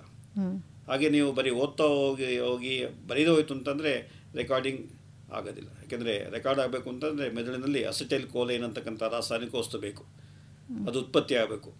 ಅದು ಯಾವಾಗ ಉತ್ಪತ್ತಿ ಆಗುತ್ತೆ ನೀವು ರೀಕಾಲ್ ಮಾಡ್ಕೊಂಡಾಗ ಓದಿದಾಗ ಉತ್ಪತ್ತಿ ಆಗುತ್ತೆ, ರೆಕಾರ್ಡ್ ಮಾಡ್ಕೊಳುತ್ತೆ. ರೆಕಾರ್ಡ್ ಆಗಿದೆ ನಿಮಗೆ ಗೊತ್ತಾಗುತ್ತೆ, ನೀವು ರೀಕಾಲ್ ಮಾಡ್ಕೋಬೇಕು. ಹಾಗಾಗಿ ಶ್ರಮ ಆದಾಗ, ಆಯಾಸ ಆದಾಗ ಓದೋಕೆ ಕೂತ್ಕೋಬೇಡಿ, ನಿದ್ದೆಗೆಟ್ಟು ಓದಬೇಡಿ. ಯಾಕೆಂತಂದರೆ ನಿದ್ದೆಗೆಟ್ಟು ಅಂತಂದರೆ 1 ಗಂಟೆ ಮಲ್ಕೊಳ್ತಾನೆ, 2 ಗಂಟೆ ಮಲ್ಕೊಳ್ತಾನೆ, ಬೆಳಿಗ್ಗೆ ನ್ಯಾಚುರಲ್ ಲೇಟ್ ಆಗಿಬಿಡುತ್ತೆ, ಫ್ರೆಶ್ ಆಗಿ ಕಾಣೋದಿಲ್ಲ. ಹಾಗಾಗಿ ವೇಳೆಗೆ ಸರಿಯಾಗಿ ಆಹಾರ ಮತ್ತು ವೇಳೆಗೆ ಸರಿಯಾಗಿ ನಿದ್ರೆ, ಇವೆರಡು. ಹಾಗೆ ಮನಸ್ಸನ್ನು ಪ್ರಶಾಂತವಾಗಿ ಇಟ್ಕೊಳ್ತಕ್ಕಂಥದ್ದು ಈ 3 ಆಯಿತು ಅಂತಂದರೆ ಯಾವುದೇ ವಯಸ್ಸಿನ ವಿದ್ಯಾರ್ಥಿಗೆ ಓದುವುದು ಕಷ್ಟ ಆಗೋದಿಲ್ಲ, ನೆನಪಿನ ಶಕ್ತಿ ಚೆನ್ನಾಗಿರುತ್ತೆ. ಹಾಗೆ ನೆನಪಿನ ಶಕ್ತಿಯನ್ನು ಜಾಸ್ತಿ ಮಾಡಿಕೊಡ್ತಕ್ಕಂಥ ಮಾತ್ರೆ ಯಾವುದೂ ಇಲ್ಲ, ಅದು ಔಷಧಿ ಯಾವುದೂ ಇಲ್ಲ. ಮುಖ್ಯವಾಗಿ ನಮ್ಮ ಮೆದುಳಿಗೆ ಆಸಕ್ತಿಪೂರ್ಣವಾಗಿರ್ತಕ್ಕಂಥ ಮಾಹಿತಿಯನ್ನು ನಾವು ಕೊಟ್ಟಾಗ ಅದು ರೆಕಾರ್ಡ್ ಆಗುತ್ತೆ. ಹಾಗೆ ರೆಕಾರ್ಡ್ ಆಗಿದ್ದನ್ನು ನಾವು ಮತ್ತೆ ಮತ್ತೆ ನೆನಪು ಮಾಡಿಕೊಡ್ತು ಅಂತಂದರೆ ಮೆಮೊರಿ ಪ್ರೋಸೆಸ್ ಇಂಪ್ರೂವ್ ಆಗ್ತಾ ಹೋಗುತ್ತೆ. ಇದನ್ನು ಎಲ್ಲ ವಿದ್ಯಾರ್ಥಿಗಳು, ಹದಿಹರೆಯದವರು ಗಮನಿಸಬೇಕು, ತಂದೆ ತಾಯಿಗಳು, ಶಿಕ್ಷಕರು ಗಮನಿಸಬೇಕಾಗತ್ತೆ. ಇನ್ನು ಬಿಜಾಪುರದಿಂದ ಶ್ರೀಶೈಲ ಹಳಕಟ್ಟಿ ಇನ್ನೋರು ಕೇಳ್ತಾ ಇದ್ದಾರೆ ಡಾಕ್ಟ್ರೇ, ಇವರಿಗೆ BA B.Ed ಆಗಿದೆಯಂತೆ, ಮನೋವಿಜ್ಞಾನ ಶಿಕ್ಷಕರಂತಿವರು. ಹದಿಹರೆಯದವರು ಸಾಮಾನ್ಯವಾಗಿ ಅನಾವಶ್ಯಕವಾದ ಗೊಂದಲಮಯ ವಾತಾವರಣದಲ್ಲಿ ಸಿಲುಕೊಂಡು ನಿಜ ಜೀವನವನ್ನು ಬಿಟ್ಟು ಜೀವನವನ್ನು ಹಾಳು ಮಾಡ್ಕೊಳ್ಳೋದಕ್ಕೆ ಹೊರಟಿದ್ದಾರೆ. ಇಂತಹವರಿಗೆ ನಾವು ಶಿಕ್ಷಕರಾಗಿ ಏನು ಪರಿಹಾರ ಸೂಚಿಸಬೇಕು ಅಂತ ಇವ್ರು ಕೇಳ್ತಾ ಇದ್ದಾರೆ. ಭಾಳ ಒಳ್ಳೆ ಪ್ರಶ್ನೆ ಕೇಳಿದ್ದಾರೆ. ಯಾಕೆಂದರೆ ಮಕ್ಕಳಲ್ಲಿ ನಾವು ಕಲ್ಪನೆಗೆ ಅಥವಾ ರಮ್ಯ ಕಲ್ಪನೆಗೆ ಹೆಚ್ಚು ಒತ್ತು ಕೊಡ್ತೇವೆ. ಸ್ವರ್ಗ ಇದೆ, ದೇವರಿದ್ದಾನೆ, ಎಲ್ಲರೂ ಚೆನ್ನಾಗಿದ್ದಾರೆ, ಸುಖವಾಗಿದ್ದಾರೆ, ಸೊ ಈ ಥರ ರಮ್ಯ ಕಲ್ಪನೆ, ಫ್ಯಾಂಟಸಿ ಅಂತ ಹೇಳ್ತೇವೆ. ಆಗ ವಾಸ್ತವಿಕತೆ ಕಠೋರವಾಗಿರುತ್ತೆ, ವಾಸ್ತವಿಕತೆ ಮುಚ್ಚಿಡ್ತೇವೆ. ಹದಿಹರೆಗೆ ಬರ್ತಿದ್ದಾಗೆ ನ್ಯಾಚುರಲಿ ಎಲ್ಲ ಮಕ್ಕಳು ಈ ರಮ್ಯತೆಗೆ ಮತ್ತು ಕಲ್ಪನೆಗೆ ಹೆಚ್ಚು ಒತ್ತು ಕೊಡ್ತಾ ಹೋಗ್ತಾರೆ. ಹಗಲುಗನಸು ಕಾಣ್ತಾರೆ, ನಾನು ಹಾಗಿರಬೇಕು, ಹೀಗಿರಬೇಕು, ಮದುವೆ ಆದರೆ ಅತ್ಯಂತ ಸುಂದರಿಯೇ ಮದುವೆ ಆಗಬೇಕು, ಅದು ಮದುವೆ ಆಯಿತು ಅಂತಂದರೆ ನಾನು ಅಮೆರಿಕಕ್ಕೆ ಹೋಗಬೇಕು, ಅಥವಾ ನನ್ನ ಹತ್ರ 4 ಕಾರ್ ಇರುತ್ತೆ, 8 ಬಂಗ್ಲೆ ಇರುತ್ತೆ. ಸೊ ಈ ಥರದ ರಮ್ಯ ಕಲ್ಪನೆ ಮಾಡಿಕೊಂಡು ಹಗಲುಗನಸು ಕಾಣ್ತಕ್ಕಂಥದ್ದು ವಯಸ್ಸಿನಲ್ಲಿ ಬಹಳ ಅಸಾಮಾನ್ಯ. ಹಾಗೆ ಭ್ರಮೆಯಲ್ಲಿ ಬದುಕ್ತಾರೆ ಅವರು. ಯಾಕೆಂದರೆ ವಾಸ್ತವಿಕತೆ ಬಹಳ ಕಠೋರವಾಗಿರುತ್ತೆ. ಬಡತನ ಇರ್ಬೋದು, ಇಲ್ಲಾಂತಂದರೆ ಸೌಲಭ್ಯಗಳು ಕಮ್ಮಿ ಇರ್ಬೋದು, ಸಂಪನ್ಮೂಲ ಕಮ್ಮಿ ಇರ್ಬೋದು, ಅವರ ಬುದ್ಧಿಶಕ್ತಿನೇ ಕಮ್ಮಿ ಇರ್ಬೋದು. ಹೀಗಾಗಿ ಕಟು ವಾಸ್ತವಿಕತೆಯನ್ನು ಮರೆಯೋದಕ್ಕೋಸ್ಕರ ಹದಿಹರೆಯದವರು ಕಲ್ಪನೆ ಮತ್ತು ರಮ್ಯ ಲೋಕ ಕೊಟ್ಟು ಹೋಗ್ತಾರೆ. ಅದನ್ನು ಶಿಕ್ಷಕರಾದಂಥವರು ಅವ್ರನ್ನ ವಾಸ್ತವಿಕತೆಗೆ ಎಳ್ಕೊಂಬರ್ಬೇಕಾಗತ್ತೆ. ನೋಡಿಯಪ್ಪ, ನಮ್ಮ ಸಮಾಜ ಹೇಗಿದೆ, ನಮ್ಮ ಇತಿಮಿತಿ ಇಷ್ಟಿದೆ, ನಿನ್ನ ಇತಿಮಿತಿ ಇಷ್ಟಿದೆ, ಇಷ್ಟರಲ್ಲಿ ನೀವು ಹೇಗೆ ಜೀವನ ಮಾಡ್ಬೋದು. ಸುಖ ಪಡೋದಕ್ಕೆ ಅತ್ಯಂತ ದೊಡ್ಡ ಪ್ರಮಾಣದ ಹಣ ಬೇಕಾಗೋದಿಲ್ಲ, ಅತ್ಯಂತ ದೊಡ್ಡ ಹುದ್ದೆ ಬೇಕಾಗೋದಿಲ್ಲ. ಸಾಧಾರಣ ಪ್ರಮಾಣದ ಹಣದಲ್ಲಿ, ಸಾಧಾರಣ ಹುದ್ದೆನಲ್ಲೇ ಯಾವುದೇ ಉದ್ಯೋಗ ಮಾಡಿಕೊಂಡು ನಾವು ಜೀವನ ಮಾಡ್ಬೋದು. ಅದಕ್ಕೆ ಬೇಕಾದಂಥ ಕೌಶಲ್ಯಗಳನ್ನು ಕಲಿಬೇಕು, ಜೀವನ ಕೌಶಲ್ಯಗಳನ್ನು ಕಲಿಬೇಕು. ಇದನ್ನು ಶಿಕ್ಷಕರು ಮಕ್ಕಳ ಮನಸ್ಸಲ್ಲಿ ಒತ್ತಿ ಹೇಳಬೇಕಾಗತ್ತೆ. ಆವಾಗ ಅವರು ಭ್ರಾಮಕ ಜಗತ್ತನ್ನು ಬಿಟ್ಟು ವಾಸ್ತವಿಕ ಜಗತ್ತಿಗೆ ಬರ್ತಾರೆ ಮತ್ತು ಅದಕ್ಕೆ ಹೊಂದ್ಕೊಳ್ಳೋಕೆ ಪ್ರಯತ್ನ ಮಾಡ್ತಾರೆ. ಇಡೀ ಎಜುಕೇಷನ್, ವಿದ್ಯಾಭ್ಯಾಸದ ಪ್ರಮುಖ ಉದ್ದೇಶ ಅಂತಂದರೆ ಬೆಳೆಯುವ ಮಗುವನ್ನು ವಾಸ್ತವಿಕತೆಗೆ ಒಗ್ಗಿಸ್ತಕ್ಕಂಥದ್ದು, ವಾಸ್ತವಿಕತೆಗೆ ಹೊಂದಿಸ್ತಕ್ಕಂಥದ್ದು.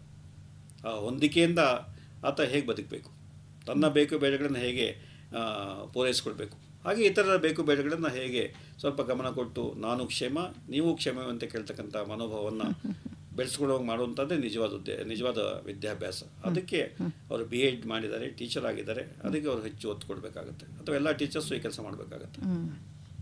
ಸ್ನೇಹಿತರೆ, ಕೇಳ್ತಾ ಇದ್ದೀರಾ ಅಲ್ವಾ, ಮನೋಚಿಂತನ ಕಾರ್ಯಕ್ರಮದಲ್ಲಿ ಹದಿಹರೆಯದವರ ಮಾನಸಿಕ ಸಮಸ್ಯೆಗಳು ಈ ವಿಷಯವಾಗಿ ಬಹಳ ಉತ್ತಮವಾದ ಮಾಹಿತಿಗಳನ್ನು ಕೊಡ್ತಾ ಇದ್ದಾರೆ ನಿಮ್ಹಾನ್ಸ್ ಆಸ್ಪತ್ರೆಯ ಪ್ರಾಧ್ಯಾಪಕ ಮನೋವೈದ್ಯರಾಗಿರುವ ಡಾಕ್ಟರ್ CR ಚಂದ್ರಶೇಖರ್ ಅವರು.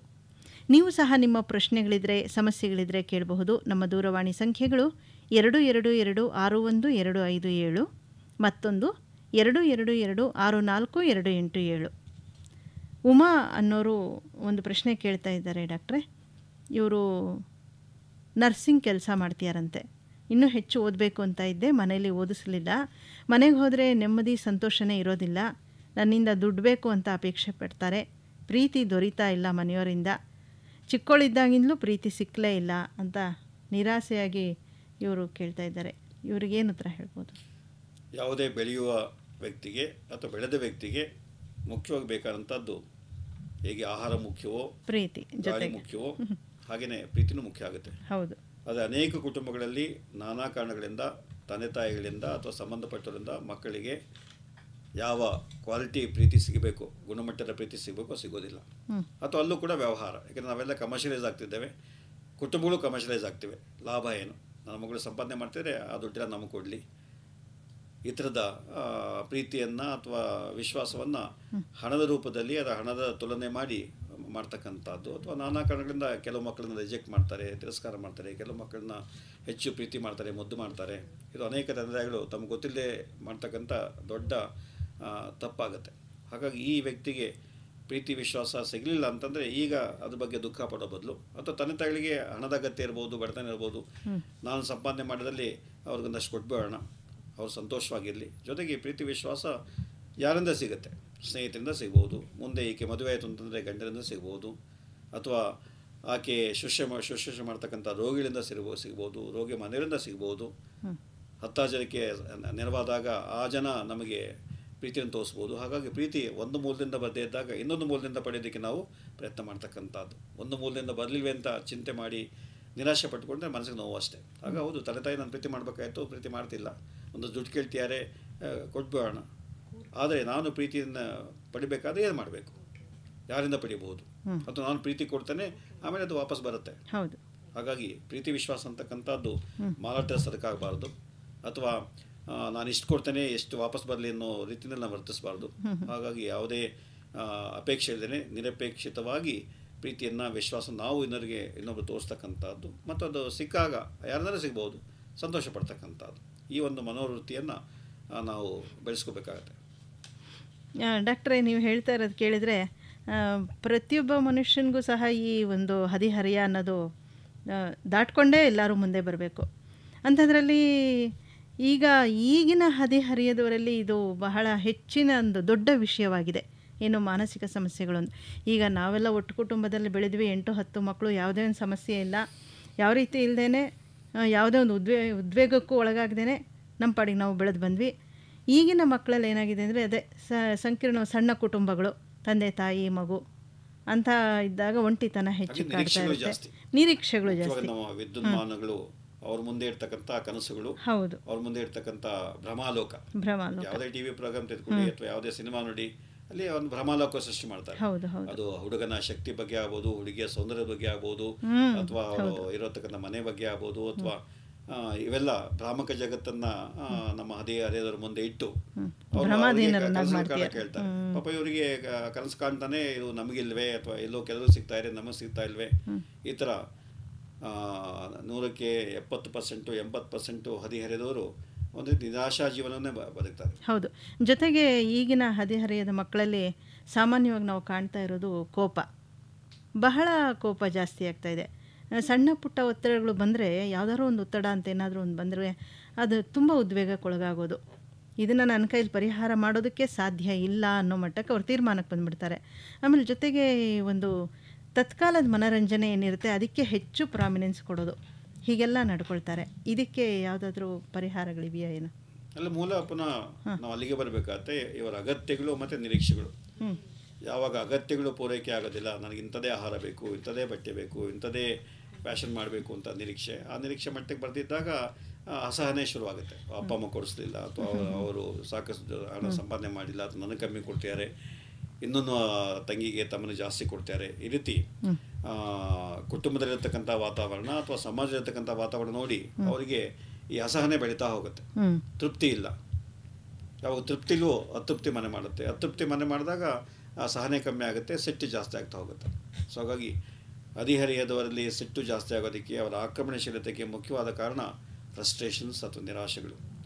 ಹಾಗಾಗಿ ನಾವು ಮಕ್ಕಳನ್ನ ಬೆಳೆಸುವಾಗ ಈಗ ಒಂದೇ ಮಗು, 2 ಮಕ್ಕಳು, ನಿಮಗೆಲ್ಲ ನಾವು ಮಾಡ್ತೇವೆ, ಚೆನ್ನಾಗಿರಿ ಅಂತ ಮೆಟೀರಿಯಲ್ಸ್ ಕೊಟ್ಟು ನಾವು ಸಂತೋಷ ಪಡಿಸೋಕೆ ಪ್ರಯತ್ನ ಮಾಡ್ತಿದ್ದೇವೆ. ಆದರೆ ಅನೇಕ ಮಕ್ಕಳಿಗೆ ಮೆಟೀರಿಯಲ್ಸ್ ಆಮೇಲೆ ಅದು ವಾಕರಿಕೆ ಬರ್ತದೆ. ಎಷ್ಟು ಅಂತ ಬಟ್ಟೆಗಳು ಹಾಕೊಳಕ್ಕಾಗುತ್ತೆ, ಅಥವಾ ಎಷ್ಟು ಅಂತ ಆಟ ಸಾಮಾನು ಕೊಂಡ್ಕೊಳ್ಳೋಕ್ಕಾಗುತ್ತೆ, ಉಪಯೋಗಿಸೋಕ್ಕಾಗುತ್ತೆ. ಕೊನೆಗೆ ಅವ್ರಿಗೆ ಬೇಕಾದಂಥದ್ದು ತಂದೆ ತಾಯಿಗಳ ಸಾಮೀಪ್ಯ, ಪ್ರೀತಿ, ವಿಶ್ವಾಸ. ಅದು ಈಗ ಅನೇಕ ನ್ಯೂಕ್ಲಿಯರ್ ಫ್ಯಾಮಿಲಿಗಳಲ್ಲಿ ಮಕ್ಕಳಿಗೆ ಸಿಗೋದೇ ಇಲ್ಲ. ಕಷ್ಟದಲ್ಲಿ ಬೆಳೀತಾರೆ, ಆಮೇಲೆ ಬೋರ್ಡಿಂಗ್ ಸ್ಕೂಲ್ ಹಾಕ್ತಾರೆ, ಅಥವಾ ತಂದೆ ತಾಯಿಗಳಿಂದ ದೂರ ಬೆಳೀತಾರೆ. ಹೀಗಾಗಿ ಸಾಮಾನ್ಯ ಮನುಷ್ಯ ಸಂಬಂಧಗಳು ಇವತ್ತು ಭಾಳ ಕಡಿಮೆ ಆಗ್ತಾ ಇದೆ. ಆ ದೃಷ್ಟಿಯಿಂದ ಒಂಟಿತನದಿಂದ ಅವರ ಸಿಟ್ಟು ಕೋಪ ಜಾಸ್ತಿ. ಹಾಗಾಗಿ ಅಚೀವ್ಮೆಂಟ್, ನೀನು ಇಷ್ಟು ಮಾಡು, ಅಷ್ಟು ಮಾಡು, ಫಸ್ಟ್ ಬಾ, ಅಥವಾ ಪ್ರೈಸ್ ತೆತ್ಕೊಂಬ, ನಿನಗೆ ರ್ಯಾಂಕ್ ಬರಬೇಕು, ಈ ಥರ ಅನೇಕ ತಮ್ಮ ಆಸೆಗಳನ್ನು, ನಿರೀಕ್ಷೆಗಳನ್ನು ಮಕ್ಕಳ ಮೇಲೆ ಹೇರಿ ಅವರು ಮಾಡದೇ ಇದ್ದಾಗ ಅವ್ರನ್ನ ದೂಷಣೆ ಮಾಡಿ ಮಕ್ಕಳ ಮನಸ್ಸಲ್ಲಿ ಈ ರೋಷ ಮತ್ತು ಕಿಚ್ಚನ್ನು ಎಬ್ಬಿಸ್ತಾ ಹೋಗ್ತೇವೆ ನಾವು. ಇಡೀ ಸಮಾಜ ಬರೀ ತಂದೆ ತಾಯಿಗಳಿಂದ ನಾವು ಬ್ಲೇಮ್ ಮಾಡಿದ್ರೆ ಸಾಲದು, ಇಡೀ ಸಮಾಜ ಆ ಥರ ಮಾಡ್ತಾಯಿದೆ. Achievement oriented society. ಸಾಧನೆ ಮಾಡಬೇಕು, ನೀವು ಹಣ ಸಂಪಾದನೆ ಮಾಡಿ ಅಥವಾ ಕೀರ್ತಿ ಸಂಪಾದನೆ ಮಾಡಿ ಅಥವಾ ಅತ್ಯಲ್ಪ ಕಾಲದಲ್ಲಿ ಏನೆಲ್ಲ ಸಂಪಾದನೆ ಮಾಡೋಕೆ ಅದೆಲ್ಲ ಮಾಡಿಬಿಡಿ ಅಂತ. ಹಾಗಾಗಿ ಎಲ್ಲೋ ಕೆಲವ್ರಿಗೆ ಅದಾಗುತ್ತೆ, ಒಂದು 5% ಜನಕ್ಕೆ, ಇನ್ನು 95% ಜನ ಅದೇ ರಿಮೈನ್ ಫ್ರಸ್ಟ್ರೇಟೆಡ್. ಅದು ಇಡೀ ಸಮಾಜದಲ್ಲಿ ಬರೀ ಹದಿಹರೆಯ ಮಾತ್ರ ಅಲ್ಲ, ಇಡೀ ಸಮಾಜದಲ್ಲಿ ಇವತ್ತು ಅಗ್ರೆಷನ್ ಅಥವಾ ಕೋಪ, ಸಿಟ್ಟು, ಹಿಂಸೆ, ಆಕ್ರಮಣಶೀಲತೆ ನೋಡ್ತಾ ಇದ್ದೀವಿ. ಅದು ಗುಂಪುಗಳ ನಡುವೆ, ಜಾತಿಗಳ ನಡುವೆ ಅಥವಾ ವ್ಯಕ್ತಿಗಳ ನಡುವೆ ಈ ಅಸಹನೆ, ಮತ್ತು ಇನ್ನೊಬ್ರು ಚೆನ್ನಾಗಿದ್ರೆ ನಮ್ಗೆ ಹೊಟ್ಟೆವರಿ ಬರ್ತದೆ, ಇನ್ನೊಬ್ರು ಸಂತೋಷ ಪಟ್ಟರೆ ಅವ್ರು ಚೆನ್ನಾಗಿದ್ರಲ್ಲ ಅಂತ ನಾವು ಮತ್ಸರ ಪಡ್ತೇವೆ. ಇದು ಹದಿಹರೆಯದವ್ರಿಗೂ ಹಬ್ಬತ್ತೆ. ಆ ದೃಷ್ಟಿಯಿಂದ ಮುಖ್ಯವಾಗಿ ಪುನಃ ಹದಿಹರೆಯದವರಿಗೆ ನಾವು ಶಿಕ್ಷಣ ಕೊಡುವಾಗ, ಕುಟುಂಬದಲ್ಲಿದ್ದಾಗ ಅವರಿಗೆ ಮುಖ್ಯವಾಗಿ ಕಲಿಸ್ಬೇಕಾದಂಥದ್ದು ಸರಳವಾಗಿ ಬದುಕಿ, ತೃಪ್ತಿಯಾಗಿ ಬದುಕಿ. ಅಥವಾ ನಾವೇನು ಕೊಟ್ಟಿದ್ದೇವೆ, ಏನು ನಾವು ನೀಡ್ತಾ ಇದ್ದೇವೆ, ಅಥವಾ ನಿನಗೆ ಏನು ಲಭ್ಯವೋ ಅದರಲ್ಲಿ ಸಂತೋಷ ಪಡೋದು ಕಲಿ. ಇನ್ನು ನಾವು ಪಾಲನೆ ಮಾಡ್ದೇನೆ ಮಕ್ಕಳಿಗೂ ಹೇಳ್ಕೊಡ್ಲಿಲ್ಲ ಅಂತಂದರೆ ದೇ ರಿಮೈನ್ ಟೋಟ್ಲಿ ಫ್ರಸ್ಟ್ರೇಟೆಡ್. ತೀರಾ ನಿರಾಶೆ ಆಗುತ್ತೆ. ಅದರ ಪ್ರತಿರೂಪವಾಗಿ ಅಪ್ಪ ಅಮ್ಮಂದ್ರಿಗೂ ಸಿಟ್ಟು ಕೋಪ ಜಾಸ್ತಿ ಆಗುತ್ತೆ. ಗಂಡ ಹೆಂಡತಿ ಮೇಲೆ, ಹೆಂಡತಿ ಗಂಡನ ಮೇಲೆ ಎಗರಾಡ್ತಿರ್ತಾರೆ. ಹಾಗೆ ಮಕ್ಕಳು ಕೂಡ ಈಸಿ ಟಾರ್ಗೆಟ್ಸ್ ಆಗಿಬಿಡ್ತಾರೆ. ಅನೇಕ ಕುಟುಂಬಗಳಲ್ಲಿ ತಾಯಿ ಮತ್ತು ತಂದೆ ತಮ್ಮ ನಿರಾಶೆಯನ್ನು, ತಮ್ಮ ಸಿಟ್ಟು ಕೋಪವನ್ನು ಮಕ್ಕಳನ್ನು ಹೊಡೆದು ತೀರಿಸ್ಕೊಳ್ತಾರೆ. ಯಾಕೆಂದರೆ ಅವರಿಗೆ ಗಂಡನ ಮೇಲೆ ತೀರಿಸ್ಕೊಳಕ್ಕಾಗೋದಿಲ್ಲ, ಹೆಂಡತಿ ಮೇಲೆ ತೀರಿಸ್ಕೊಳಕ್ಕಾಗೋದಿಲ್ಲ. Child becomes easy target. ಅವನ್ನ ಬೈದು, ಅವನ್ನ ಆಕ್ಷೇಪಣೆ ಮಾಡಿ, ಹೀಗಾಗಿ ಮಕ್ಕಳು ಪುನಃ ಏನು ರಿಟರ್ನ್ ದೇಸೆ, ನಮ್ಮ ತಂದೆ ತಾಯಿ ನಮ್ಮನ್ನು ದ್ವೇಷ ಮಾಡ್ತಾರೆ ಸರ್, ನಮ್ಮ ತಂದೆ ತಾಯಿ ಪ್ರೀತಿ ಮಾಡಲ್ಲ ಸರ್, ಬೈತಾರೆ ಸರ್. ಸೊ ಈ ಥರ ಸ್ಕಿಟ್ಟೆ ನೋಡೋದಲ್ಲ, ಅಮ್ಮ ಸುಮ್ಮನೆ ಬೈತಾಳೆ, ಸುಮ್ಮನೆ ಬೈತಾಳೆ. ಸೊ ಹಾಗಾಗಿ ಆ ಸುಮ್ಮನೆ ಬೈಯುವಂಥ ಅಮ್ಮ ಅಂತಂದರೆ ಸಿಟ್ಟು ಬರ್ತದೆ. ಅಮ್ಮನ ಮೇಲೆ ಸಿಟ್ಟು ಮಾಡೋಕ್ಕಾಗದೆ ಇರೋದ್ರೆ ಇನ್ನೊಬ್ಬರ ಮೇಲೆ ಸಿಟ್ಟು ಮಾಡು. ಆಗ ಕಾಲೇಜ್ಗೆ ಹೋಗಿ ಟೀಚರ್ಸ್ ಮೇಲೆ ಸಿಟ್ಟು ಮಾಡು, ಅಥವಾ ಮಾರ್ಕೆಟ್ನಲ್ಲಿ ಇನ್ನೊಂದು ಮೇಲೆ ಸಿಟ್ಟು ಮಾಡು. ಹಾಗಾಗಿ ನಮ್ಮ ಸೈಕಾಲಜಿ ಭಾಷೆಯಲ್ಲಿ ಇವೆಲ್ಲ ಡಿಸ್ಪ್ಲೇಸ್ಮೆಂಟ್ ಅಂತೇವೆ. ಒಂದು ಸನ್ನಿವೇಶದಲ್ಲಿ ಉತ್ಪತ್ತಿಯಾದಂಥ ಕೋಪ ಅಲ್ಲಿ ಪ್ರಕಟ ಆಗದೆ ಹೋಯಿತು ಅಂತಂದರೆ ಅದು ಇನ್ನೊಂದು ಸನ್ನಿವೇಶದಲ್ಲಿ ಅದಕ್ಕೆ 10 ದೊಡ್ಡದಾಗಿ ಕಾಣಿಸ್ಕೊಳುತ್ತೆ, ಅಗ್ನಿಪರ್ವತ ಥರ ಸಿಡಿಯುತ್ತೆ. ಹಾಗಾಗಿ ಹದಿಹರೆಯದವರಿಗೆ ನಾವು ಮುಖ್ಯವಾಗಿ ಕಲಿಸ್ಬೇಕಂಥದ್ದು ತೃಪ್ತಿಯಿಂದ ಬದುಕಿ, ನಿಮ್ಮ ಆಸೆ ಆಕಾಂಕ್ಷೆಗಳಿಗೆ ಸ್ವಲ್ಪ ಕಡಿವಾಣ ಹಾಕಿ, ಭ್ರಮಾಲೋಕ ಬೇಡ, ವಾಸ್ತವಿಕತೆಯನ್ನು ಅರ್ಥ ಮಾಡ್ಕೊಳ್ಳಿ, ಸರಳವಾಗಿ ಬದುಕಿ. ಆಗ ಪ್ರಪಂಚದಲ್ಲಿ ಎಲ್ಲರಿಗೂ ಬೇಕಾದಷ್ಟು ಸಂಪನ್ಮೂಲ. ತೀರಾ ದುರಾಶೆ ಇಟ್ಕೊಂಡು ಅಂತಂದರೆ ಇರೋ ಸಂಪನ್ಮೂಲ 5% ಜನಕ್ಕೂ ಸಾಲದು. ಗೊತ್ತಾಗೇ ಆಗ್ತದೆ. 5% ಜನ ಇಡೀ ಸಂಪನ್ಮೂಲವನ್ನು ಬಳಸ್ಕೊಂಡು ಖುಷಿ ಪಡ್ತಾರೆ. ಇನ್ನು 95%ಗೆ ನಮಗಿಲ್ಲ ನಮ್ಮ ಸಾಲದು ಅಂತ. ಸೊ ಅದನ್ನು ಹಂಚಿಕೊಂಡು ತಿಂತಕ್ಕಂಥದ್ದು, ಹಂಚ್ಕೊಂಡು ಬಾಳ್ತಕ್ಕಂಥದ್ದು ಕಾನ್ಸೆಪ್ಟ್ಸು ಹಿಂದೆ ನಮ್ಮ ಗುರುಕುಲಗಳಲ್ಲಿ ಇಲ್ಲಂತ ನಮ್ಮ ವಿದ್ಯಾಭ್ಯಾಸದಲ್ಲಿ ಬಹಳ ಮಹತ್ವ ಇತ್ತು. ಇಲ್ಲಿ ಈಗ ಬರೀ ನೀನು ಚೆನ್ನಾಗಿರೋ, ನೀನು ಬದುಕು, ನೀನು ಫಸ್ಟ್ ಬಾ, ನೀನು ಸಂತೋಷವಾಗಿರೋ, ಈ ಥರದ ವ್ಯಕ್ತಿ ಕೇಂದ್ರೀಕರಣ ಆಗ್ತಕ್ಕಂಥ ಕಾನ್ಸೆಪ್ಟ್ಸ್ಗಳನ್ನ ನಾವು ಮಕ್ಕಳ ತಲೆನ ತುಂಬ್ತಾ ಇದ್ದೇವೆ. ಇದು ಅನ್ಫಾರ್ಚುನೇಟ್ಲಿ ಪಾಶ್ಚಿಮಾತ್ಯದಿಂದ ಬಂದಿರತಕ್ಕಂಥದ್ದು. ಅಲ್ಲಿ ಇಂಡಿವಿಜುವಲ್ ಸೆಂಟರ್ಡ್ ಸಮಾಜ ಬದುಕುತ್ತೋ ಇಲ್ಲೋ ನಂಗೆ ಗೊತ್ತಿಲ್ಲ, ನನ್ನ ಕುಟುಂಬ ಬದುಕುತ್ತೋ ಗೊತ್ತು, ನಾನು ಬದುಕಬೇಕಷ್ಟೆ. ಹಾಗೆ ಕುಟುಂಬ ವ್ಯವಸ್ಥೆ ಇಲ್ಲ, ಫ್ಯಾಮಿಲಿ ಲೈಫ್ ಇಲ್ಲ, ಎಲ್ಲರೂ ನನಗೇನು ಲಾಭ ಅಷ್ಟೇ. ಹಾಗಾಗಿ ಆ ಕಾನ್ಸೆಪ್ಟ್ಸನ್ನು ನಾವು ಈಗ ಮಾಧ್ಯಮಗಳ ಮುಖಾಂತರ ನಾವು ಆಮದು ಮಾಡಿಕೊಂಡು ನಮ್ಮ ಕೌಟುಂಬಿಕ ವ್ಯವಸ್ಥೆ ಹಾಳಾಗ್ತಾ ಇದೆ. ವಿಶ್ವ ಕುಟುಂಬ ಅಂತಕ್ಕಂಥ ಕಾನ್ಸೆಪ್ಟನ್ನು ಬಿಟ್ಟು ಬರೀ ನಾನೇ ವಿಶ್ವ, ನನ್ನ ಕುಟುಂಬ ಅಷ್ಟೇ, ನಾನೇ ವಿಶ್ವ, ನಾನೇ ಕುಟುಂಬ, ನಾನೇ ಫ್ಯಾಮಿಲಿ, ನಾನೇ ವಿಶ್ವ, ಅದರಲ್ಲಿ ಬೇರೆ ಯಾರಿಗೂ ಜಾಗ ಇಲ್ಲ.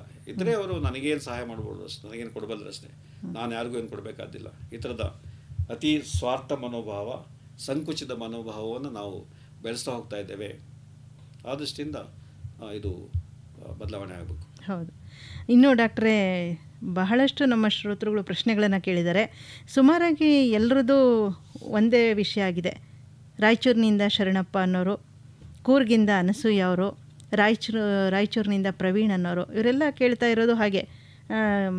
ಏನಂದರೆ SLC ಫೇಲ್ ಆಗಿದ್ದಾರಂತೆ ಒಬ್ಬರು, ಅವರು ಸುಮ್ಮನೆ ಅಳ್ತಾನೆ ಇರೋದು, ತಲೆನೋವು ಅನ್ನೋದು, ಆಮೇಲೆ ಹೊರಗಡೆ ಹೋಗೋದಕ್ಕೆ ಭಯ, ಹೊರಗಡೆ ಹೋದಾಗ ಏನಾದರೂ ಆಗಿಬಿಟ್ರೆ ಅನ್ನೋ ಒಂದು ಭಯ, ಓದೋದಕ್ಕೆ ಕಾನ್ಸಂಟ್ರೇಷನ್ ಇಲ್ಲ, ಎಷ್ಟು ಓದಿದ್ರೂ ತಲೆಗೆ ಹೋಗಲ್ಲ ಅಂತಾರೆ.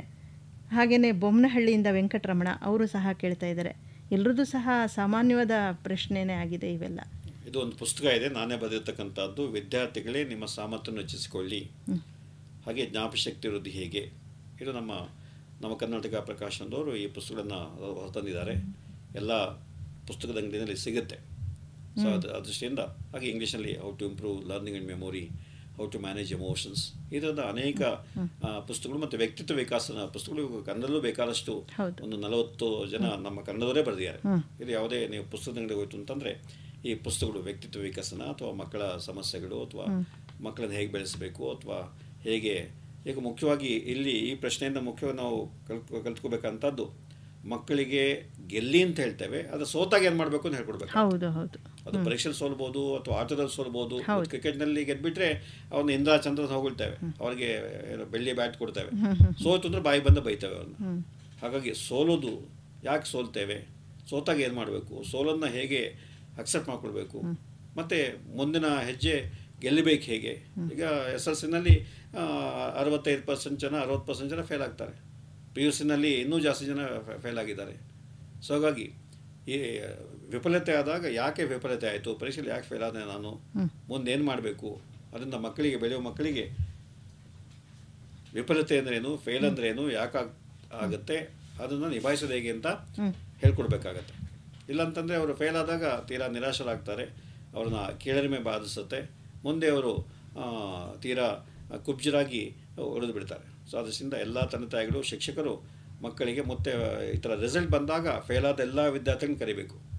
ಫೇಲ್ ಆದಂಥ ಏರಿಯಾದಲ್ಲಿರ್ತಕ್ಕಂಥ ಮಕ್ಕಳನ್ನ ಕರೆದು ತಂದೆ ತಾಯಿಗಳಾಗಲಿ ಮತ್ತೊಬ್ಬರಲ್ಲಿ ಕೂತ್ಕೊಂಡು ಅವರಿಗೆ ಸಾಂತ್ವನ ಹೇಳ್ತಕ್ಕಂಥದ್ದು, ಮುಂದೆ ಹೇಗೆ ಓದಬೇಕು, ಯಾಕೆ ಫೇಲ್ ಆಗಿದ್ದೆ, ಯಾಕೆ ಪಾಸ್ ಮಾಡೋದು ಹೇಗೆ, ಅದು ಸರಿಯಾದ ಮಾರ್ಗದಲ್ಲಿ ದುಡ್ಡು ಕೊಟ್ಟು ಪಾಸ್ ಮಾಡೋದಲ್ಲ, ಅಥವಾ ಪರೀಕ್ಷೆ ಕಾಪಿ ಮಾಡಿ ಪಾಸ್ ಮಾಡೋದಲ್ಲ.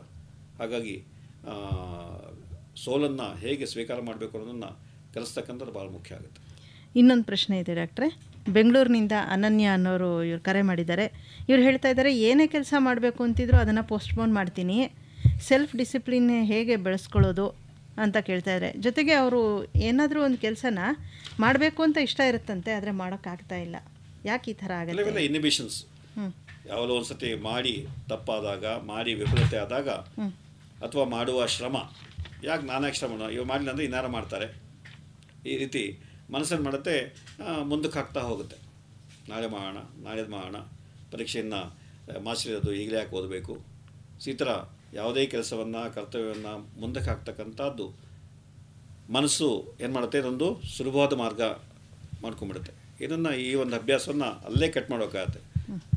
ಈಗಲೇ ಮಾಡಬೇಕು, ಈಗ ಶುರು ಮಾಡಬೇಕಷ್ಟೇ. ಇವತ್ತು ಓದಬೇಕು, ಇವತ್ತು ಓದಬೇಕಷ್ಟೇ.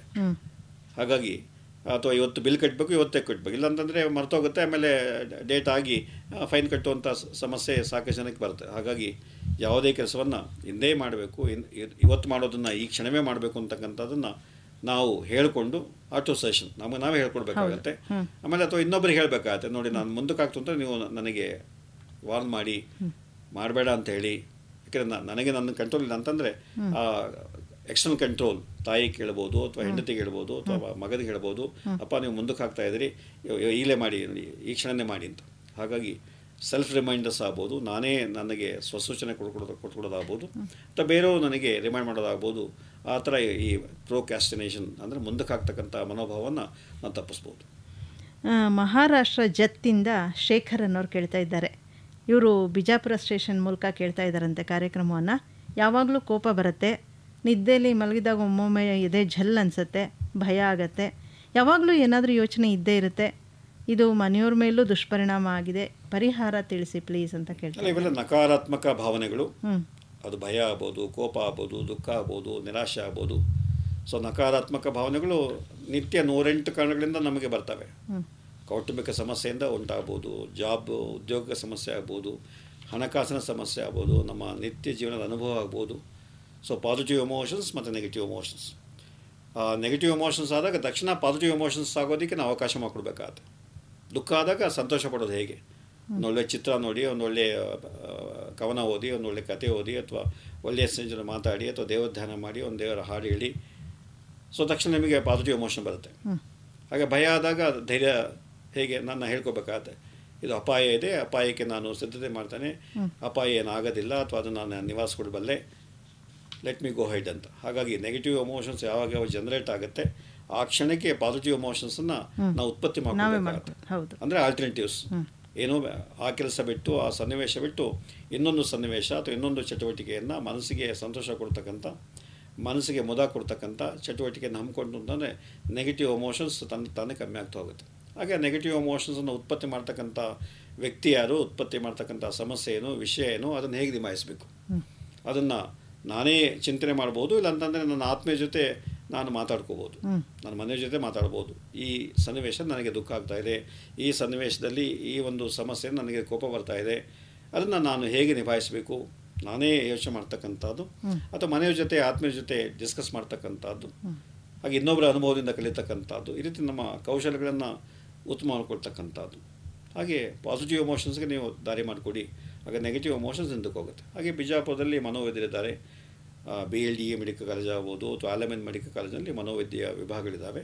ಅಲ್ಲಿ ಹೋಗಿ ಅವರು ಕನ್ಸಲ್ಟ್ ಮಾಡಿ ಈ ಥರ ನೆಗೆಟಿವ್ ಎಮೋಷನ್ಸು ಕಾಯಿಲೆ ಮಟ್ಟ ಕೊಟ್ಟೋಗಿದ್ರೆ, ಅದು ಡಿಪ್ರೆಷನ್ ಆಗ್ಬೋದು, ಆ್ಯಂಗ್ಸೈಟಿ ಆಗ್ಬೋದು, ಅಥವಾ ಅಡ್ಜಸ್ಟ್ಮೆಂಟ್ ರಿಯಾಕ್ಷನ್ಸ್ ಆಗ್ಬೋದು, ಅಥವಾ ಸೈಕೋಸೊಮ್ಯಾಟಿಕ್ ಸಿಂಪ್ಟಮ್ಸ್, ತಲೆನೋವು ಬರುತ್ತೆ, ಸೊಂಟ ನೋವು ಬರ್ತದೆ, ದೇಹದಲ್ಲಿ ಏನೂ ಕಾಯಿಲೆ ಇರೋದಿಲ್ಲ. ಹಾಗಾಗಿ ಆ ಥರದ ಅನಾರೋಗ್ಯ ಸಮಸ್ಯೆಗಳು ಬಂದಾಗ ದೈಹಿಕವಾಗಿ ಮಾನಸಿಕವಾಗಿ ಅಲ್ಲಿರ್ತಕ್ಕಂಥ ಎಲ್ಲ ಜಿಲ್ಲಾ ಕೇಂದ್ರಗಳಲ್ಲಿ ಈಗ ಮನೋವೈದ್ಯರಿದ್ದಾರೆ, ಎಲ್ಲ ಮೆಡಿಕಲ್ ಕಾಲೇಜುಗಳಲ್ಲಿ ಮನೋವೈದ್ಯರಿದ್ದಾರೆ. ಅವ್ರನ್ನ ಹೋಗಿ ಕಂಡು ಸಲಹೆ ಪಡಿತಕ್ಕಂಥದ್ದು.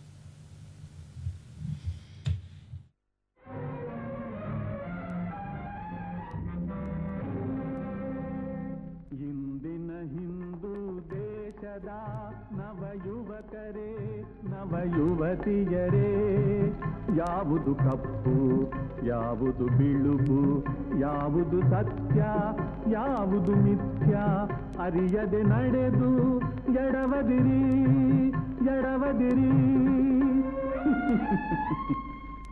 ಎಡವದಿರಿ.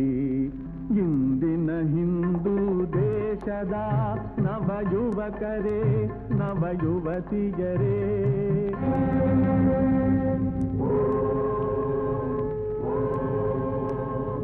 ಈಶಾನ ಸರ್ವವಿದ್ಯಾನಾಂ ಈಶ್ವರ ಸರ್ವಭೂತಾನಾಂ ಬ್ರಹ್ಮಾಧಿಪತಿರ್ ಬ್ರಹ್ಮಣೋಧಿಪತಿರ್ ಬ್ರಹ್ಮಾ ಶಿವೋ ಮೇ ಅಸ್ತು ಸದಾ ಶಿವೋ.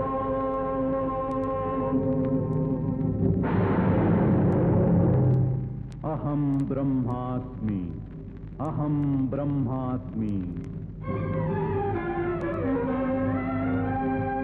ಆದಿಗುರು ಶ್ರೀ ಶಂಕರ ಭಾರತ ಮಾತೆಯ ಕುಮರ, ಸಾರಿದ ಹಿಂದೂ ಧರ್ಮದ ಸಾರ ಆತನ ಬೋಧನೆ ಅಮರ. ಆತನ ನಾಡು ಧರ್ಮದ ಬೀಡು ಇಂದಾಯ್ತೆ ಅನೀತಿ ಗೂಡು. ಇಂದಿನ ಹಿಂದೂ ದೇಶದ ನವಯುವಕರೇ ನವಯುವತಿಯರೇ, ಹಿಂದೂ ದೇಶ ಹಿಂದೂ ಧರ್ಮ ಹಿಂದೂ ದೇಶ ಹಿಂದೂ ಧರ್ಮ.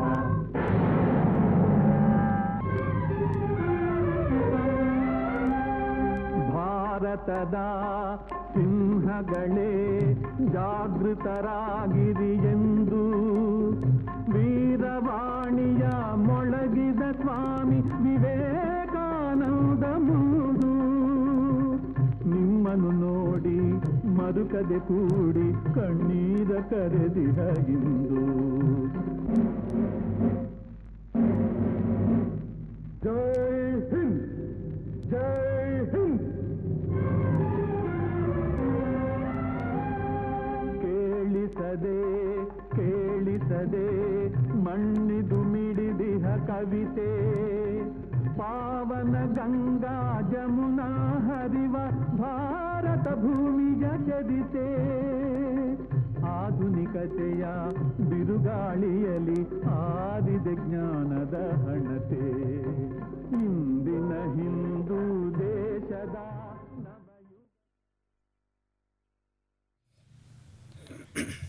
ಡಾಕ್ಟ್ರೇ, ಹದಿಹರೆಯದವರ ಮಾನಸಿಕ ಸಮಸ್ಯೆಗಳು ಈ ವಿಷಯವಾಗಿ ಇವತ್ತು ಮಾತನಾಡ್ತಾ ಇದ್ದೀವಿ. ವಿಷಯ ಬಹಳಷ್ಟು ಇವೆ, ಕಾಲಾವಕಾಶ ಕಡಿಮೆ ಇದೆ. ಹಾಗಾಗಿ ಈಗ ಇವತ್ತಿನ ಪ್ರಶ್ನೆ ಏನು ಅಂತ ಮೊದಲಿಗೆ ಹೇಳಿಬಿಡಿ.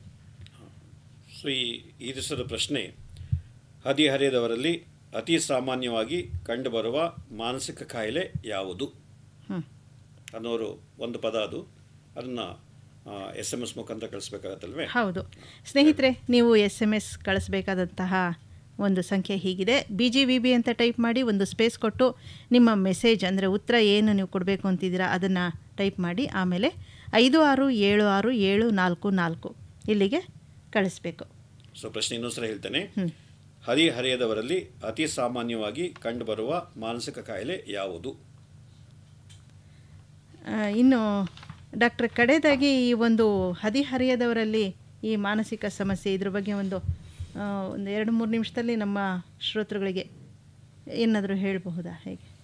ಸೊ ಮುಖ್ಯವಾಗಿ ಹದಿಹರೆಯದವರು ಗಮನಿಸಬೇಕಾದಂಥದ್ದು, ಹಾಗೆ ತಂದೆ ತಾಯಿಗಳು ಗಮನಿಸಬೇಕಾದಂಥದ್ದು ಈ ವಯಸ್ಸಿನಲ್ಲಿ ಬರ್ತಕ್ಕಂಥ ಪಂಚಮುಖಿ ಬೆಳವಣಿಗೆ, ಒಂದು ದೈಹಿಕ ಬೆಳವಣಿಗೆ, ಮತ್ತೊಂದು ಬೌದ್ಧಿಕ ಬೆಳವಣಿಗೆ, ಆಮೇಲೆ ಭಾವನಾತ್ಮಕ ಬೆಳವಣಿಗೆ, ಸಾಮಾಜಿಕ ಬೆಳವಣಿಗೆ, ಹಾಗೆ ನೈತಿಕ ಬೆಳವಣಿಗೆ. ಈ 5 ಕ್ಷೇತ್ರಗಳಲ್ಲಿ ಹದಿಹರೆಯದ ಹುಡುಗ ಹುಡುಗಿ ಬೆಳಿಬೇಕಾಗತ್ತೆ ಮತ್ತು ಪ್ರೌಢ ಮಟ್ಟವನ್ನು ಮುಟ್ಟಬೇಕಾಗತ್ತೆ. ಆದರೆ ಅನೇಕ ತಂದೆ ತಾಯಿಗಳು ಹಾಗೆ ಶಿಕ್ಷಕರು ಕೂಡ ಬರೀ ಶಾರೀರಿಕ ಬೆಳವಣಿಗೆ ಅಥವಾ ಬೌದ್ಧಿಕ ಬೆಳವಣಿಗೆ ಹೆಚ್ಚು ಒತ್ತು ಕೊಡ್ತಾರೆ. ಅದೇ ಭಾವನಾತ್ಮಕ ಬೆಳವಣಿಗೆ, ಸಾಮಾಜಿಕ ಬೆಳವಣಿಗೆ, ಹಾಗೆ ನೈತಿಕ ಬೆಳವಣಿಗೆ ಒತ್ತು ಕಮ್ಮಿ. ಅಥವಾ ಸಮಸ್ಯೆ ಬಂದಾಗ ಮಾತ್ರ ಅವರು ಗಮನಿಸ್ತಾರೆ, ಸಮಸ್ಯೆ ಇದ್ದಾಗ ಮಕ್ಕಳಿಗೆ ಹೇಳ್ಕೊಡಕ್ಕೆ ಹೋಗೋದಿಲ್ಲ. ಸೊ ಆ ದೃಷ್ಟಿಯಿಂದ ಮನೆಯೇ ಮೊದಲ ಪಾಠಶಾಲೆ ಎಂದಾಗೆ ಈ ಭಾವನಾತ್ಮಕ ಬೆಳವಣಿಗೆಗೆ, ಸಾಮಾಜಿಕ ಬೆಳವಣಿಗೆಗೆ, ಹಾಗೆ ನೈತಿಕ ಬೆಳವಣಿಗೆಗೆ ತಂದೆ ತಾಯಿಗಳೇ ಬಹಳ ಮುಖ್ಯವಾಗಿ ಗಮನ ಕೊಡಬೇಕಾಗತ್ತೆ.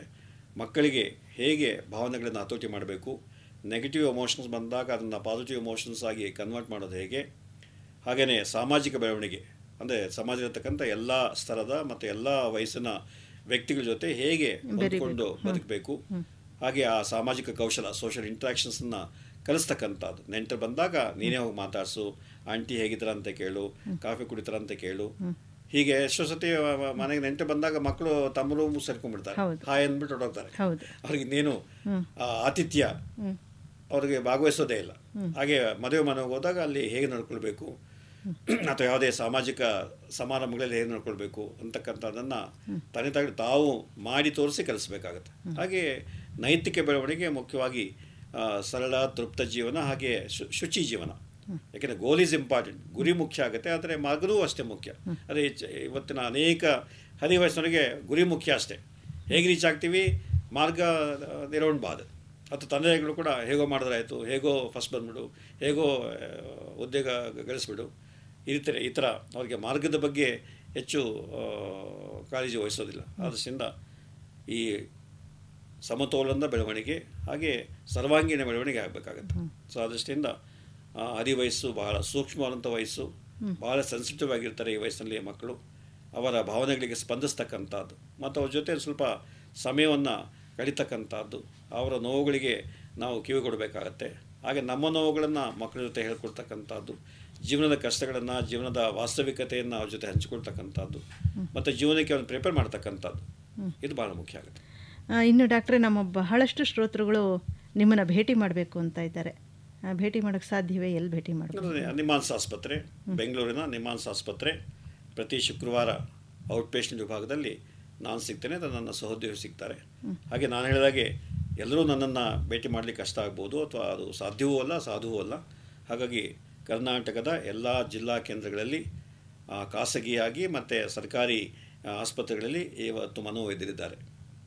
ಅದು ಮಂಗಳೂರು ಆಗ್ಬೋದು, ಬೆಳಗಾಂ ಆಗ್ಬೋದು, ಹೊಸಪೇಟೆ ಆಗ್ಬೋದು, ಇಲ್ಲಾಂದ್ರೆ ಸುಳ್ಯ ಆಗ್ಬೋದು, ಪುತ್ತೂರು ಆಗ್ಬೋದು, ಕೋಲಾರ ಆಗ್ಬೋದು, ಎಲ್ಲ ಕೇಂದ್ರಗಳಲ್ಲಿ ಮನೋವೈದ್ಯರಿದ್ದಾರೆ. ಹಾಗಾಗಿ ಜನಸಾಮಾನ್ಯರು ತಮ್ಮ ಸಮೀಪದಲ್ಲಿರ್ತಕ್ಕಂಥ ಮನೋವೈದ್ಯರನ್ನು ಕಂಡು ಅವರಿಂದ ಸಲಹೆ ಪಡೆದುಕೊಳ್ತಕ್ಕಂಥದ್ದು ಬಹಳ ಅವಶ್ಯಕ.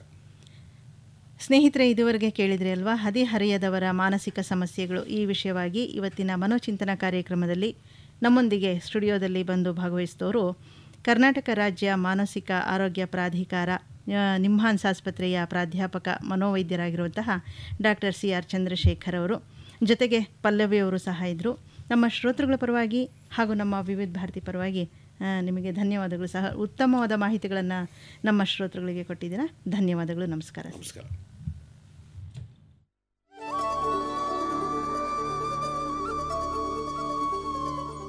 ಮನೋಚಿಂತನ ಮಾನಸಿಕ ಆರೋಗ್ಯದ ಅರಿವಿನ ಪ್ರಾಯೋಜಿತ ಕಾರ್ಯಕ್ರಮ ಸರಣಿ.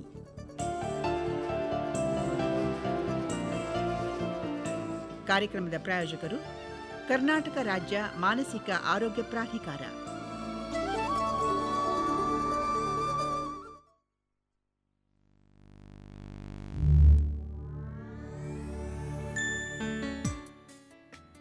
ಇದು ಇಂದಿನ ಮಿಶ್ರ ಮಾಧುರ್ಯ.